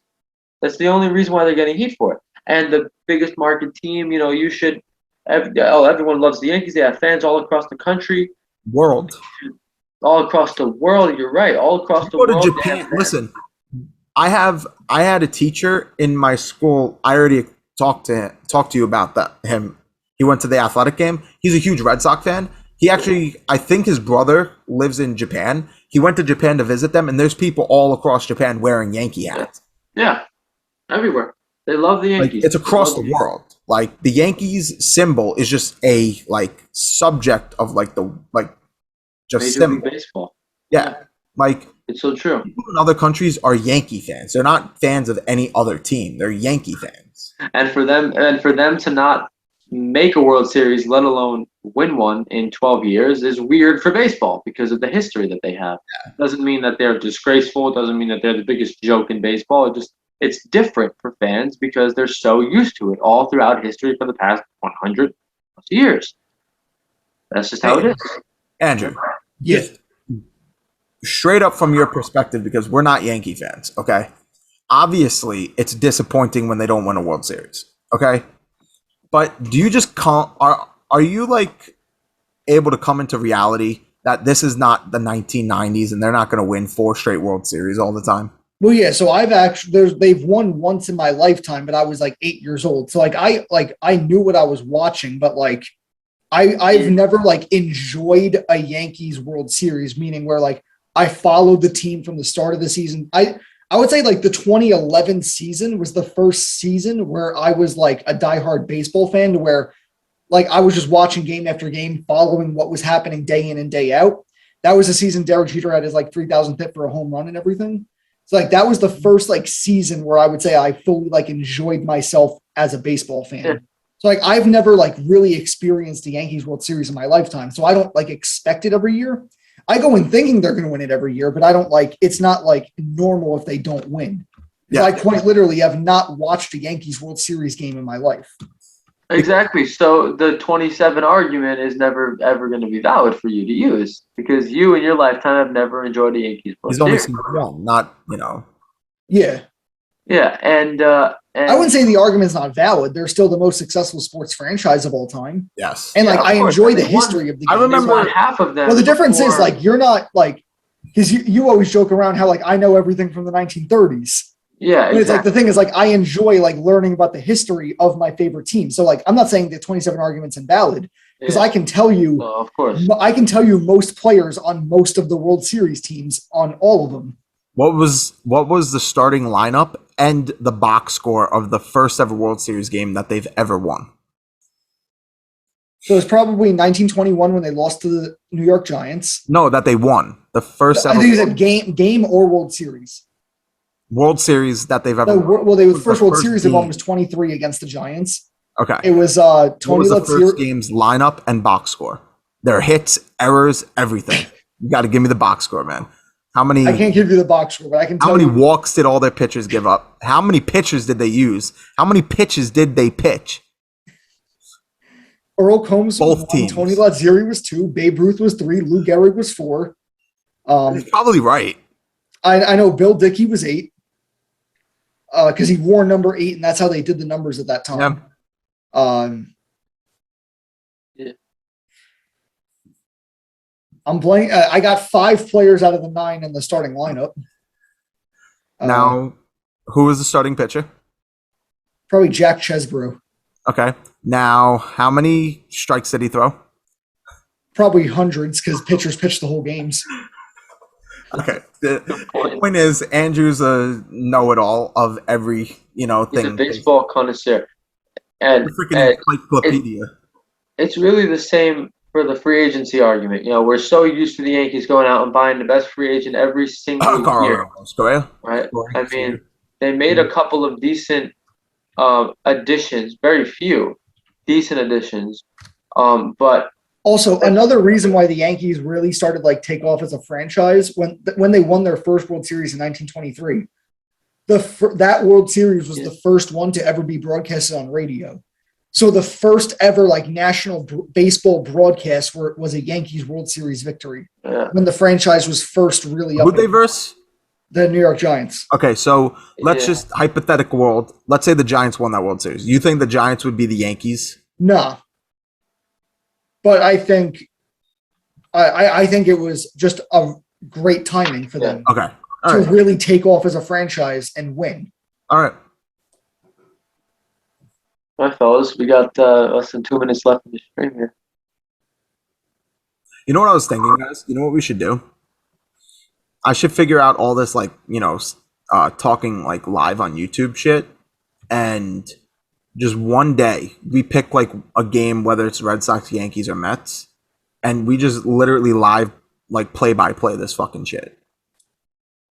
Okay. Like we Yeah. obviously can't, stream it because it'll get taken down. Like, Yeah. but we could do play-by-plays. Like, we can always do that shit. I'm down. Oh, I'm down whenever, you know that. I just have to, yeah, I'd have to figure out like how to set like the lot, like how to do live. Like, Yeah, of course. But you know, I'm sure Andrew can figure it out and tell me, or his friend.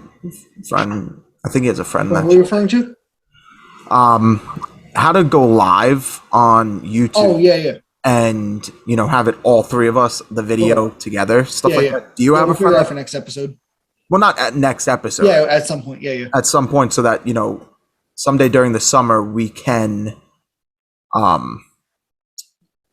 do like play-by-plays of a baseball game. We could do it for multiple different games too. Like, oh yeah, for sure. It doesn't have to be one. Yeah, we could do it on a Friday night, like a Friday night Apple TV game. Yeah, or stuff like that. okay.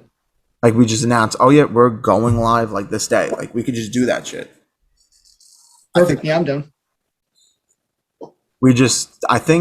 I think me and Vinny will just have to like outshine Andrew. Otherwise, but like I was saying before, it cut me off.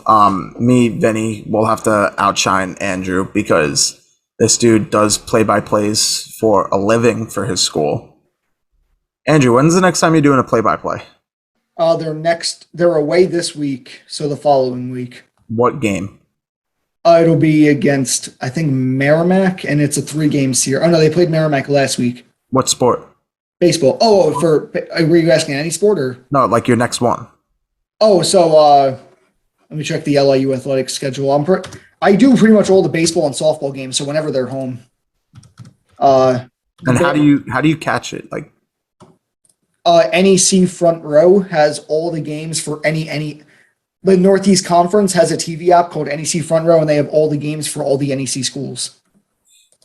So any NEC Front Row, any game that I'd be doing would be on there.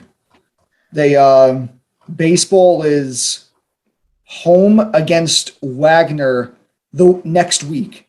So I'm going to be doing Thursday's game, Friday's game. We're going to the Met game, so I'm hoping we can have 3 people for that one, and then Saturday game I'll be doing. So I'm doing the first and third games against Wagner the same week that we're going to the Met game. Okay, great. All right. man, I actually used to do like play-by-play lead commentary for wrestling when I was younger.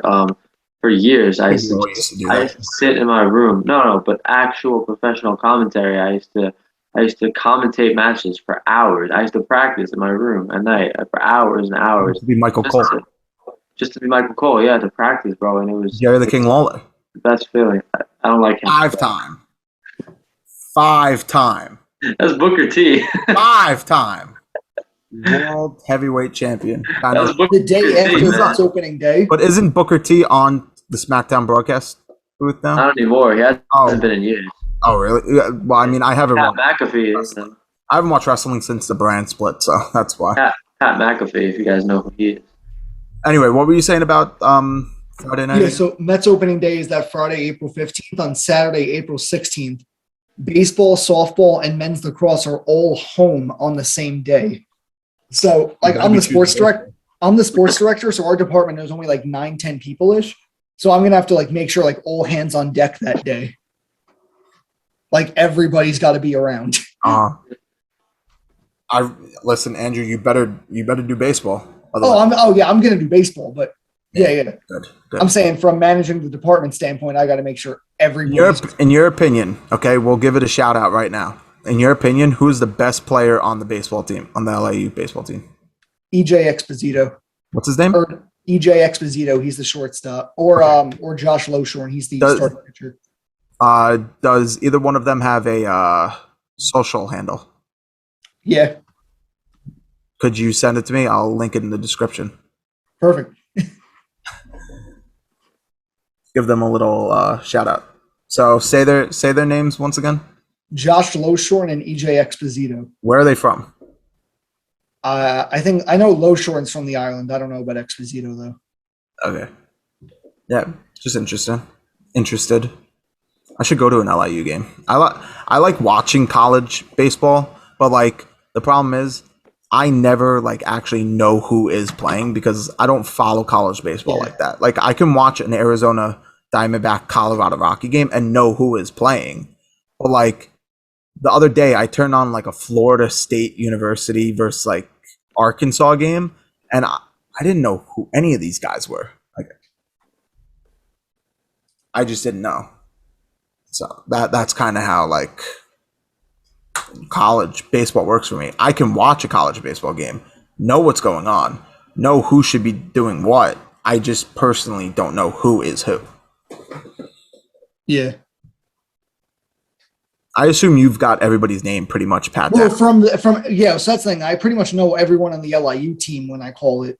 Yeah. But it's like obviously the away team. It's like I have the pretty much not a spotter board like we make for all the other sports, but we make like a quick chart of the diamonds and then we write the names and numbers of the people that are like on which spot. So it's pretty easy just to go up and down. Obviously the lineup is right there. We have it listed. Yeah. We can just say this person is up. Then we go to the stat sheet, say this is their average. This is what they're doing with this, what year they are. So it's like, it's fairly simple because like once you get the starting lineup, you can base off everything you're talking about from there. Mhm.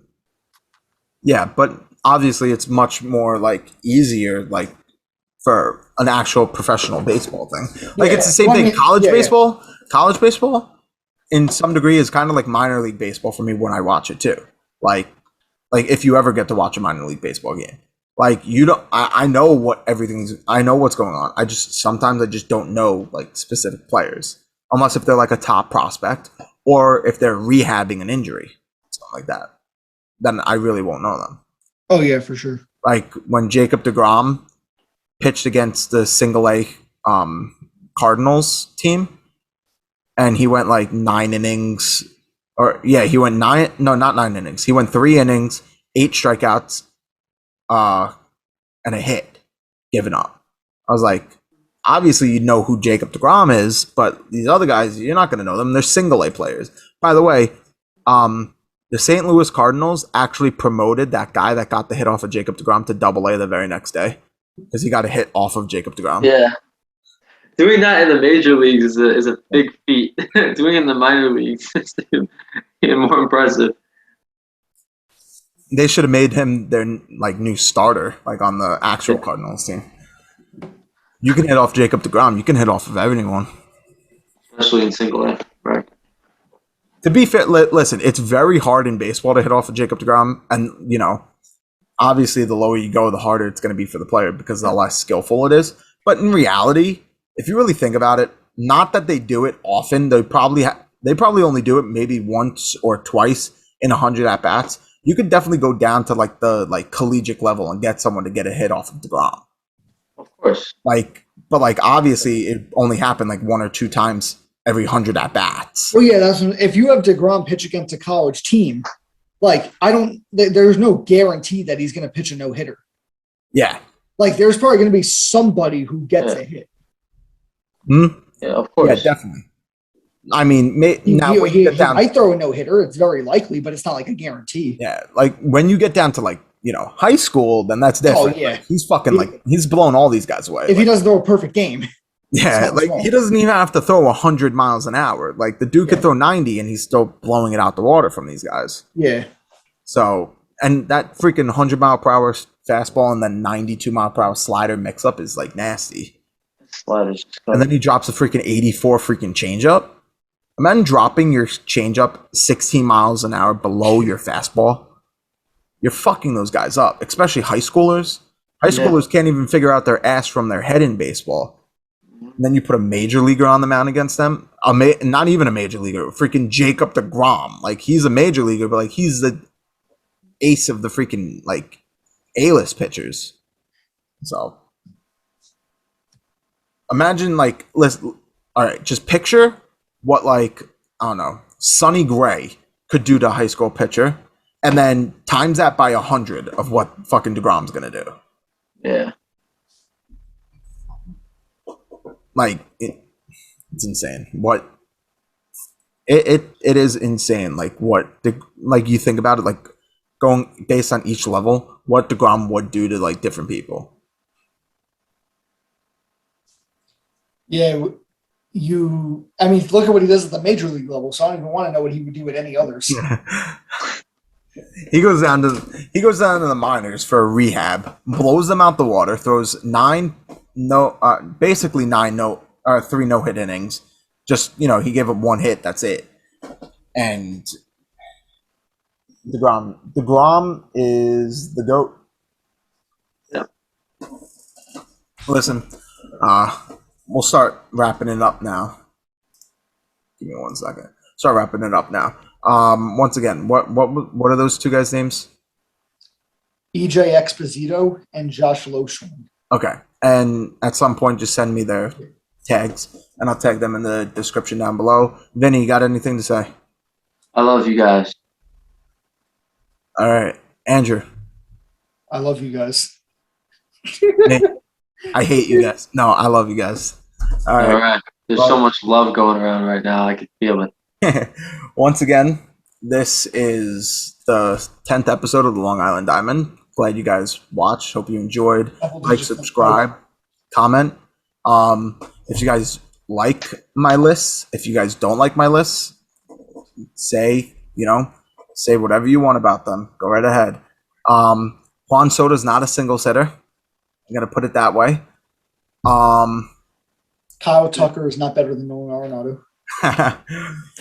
Once again, Byron Buxton is not better than Paul Goldschmidt. Once again, I'm basing this off of what I think is going to be happening this season too. Okay, so this is other seasons plus this season of what I think. Okay, Heard you say it the first time. I'm just gotta get it out there. I gotta get it out there. That's all I gotta say. All right. Nice talking to you guys. Once again, always a joy having you guys. Can't wait to see you, Friday. And, Yeah, definitely. we're gonna have a good time. All right. Later, guys.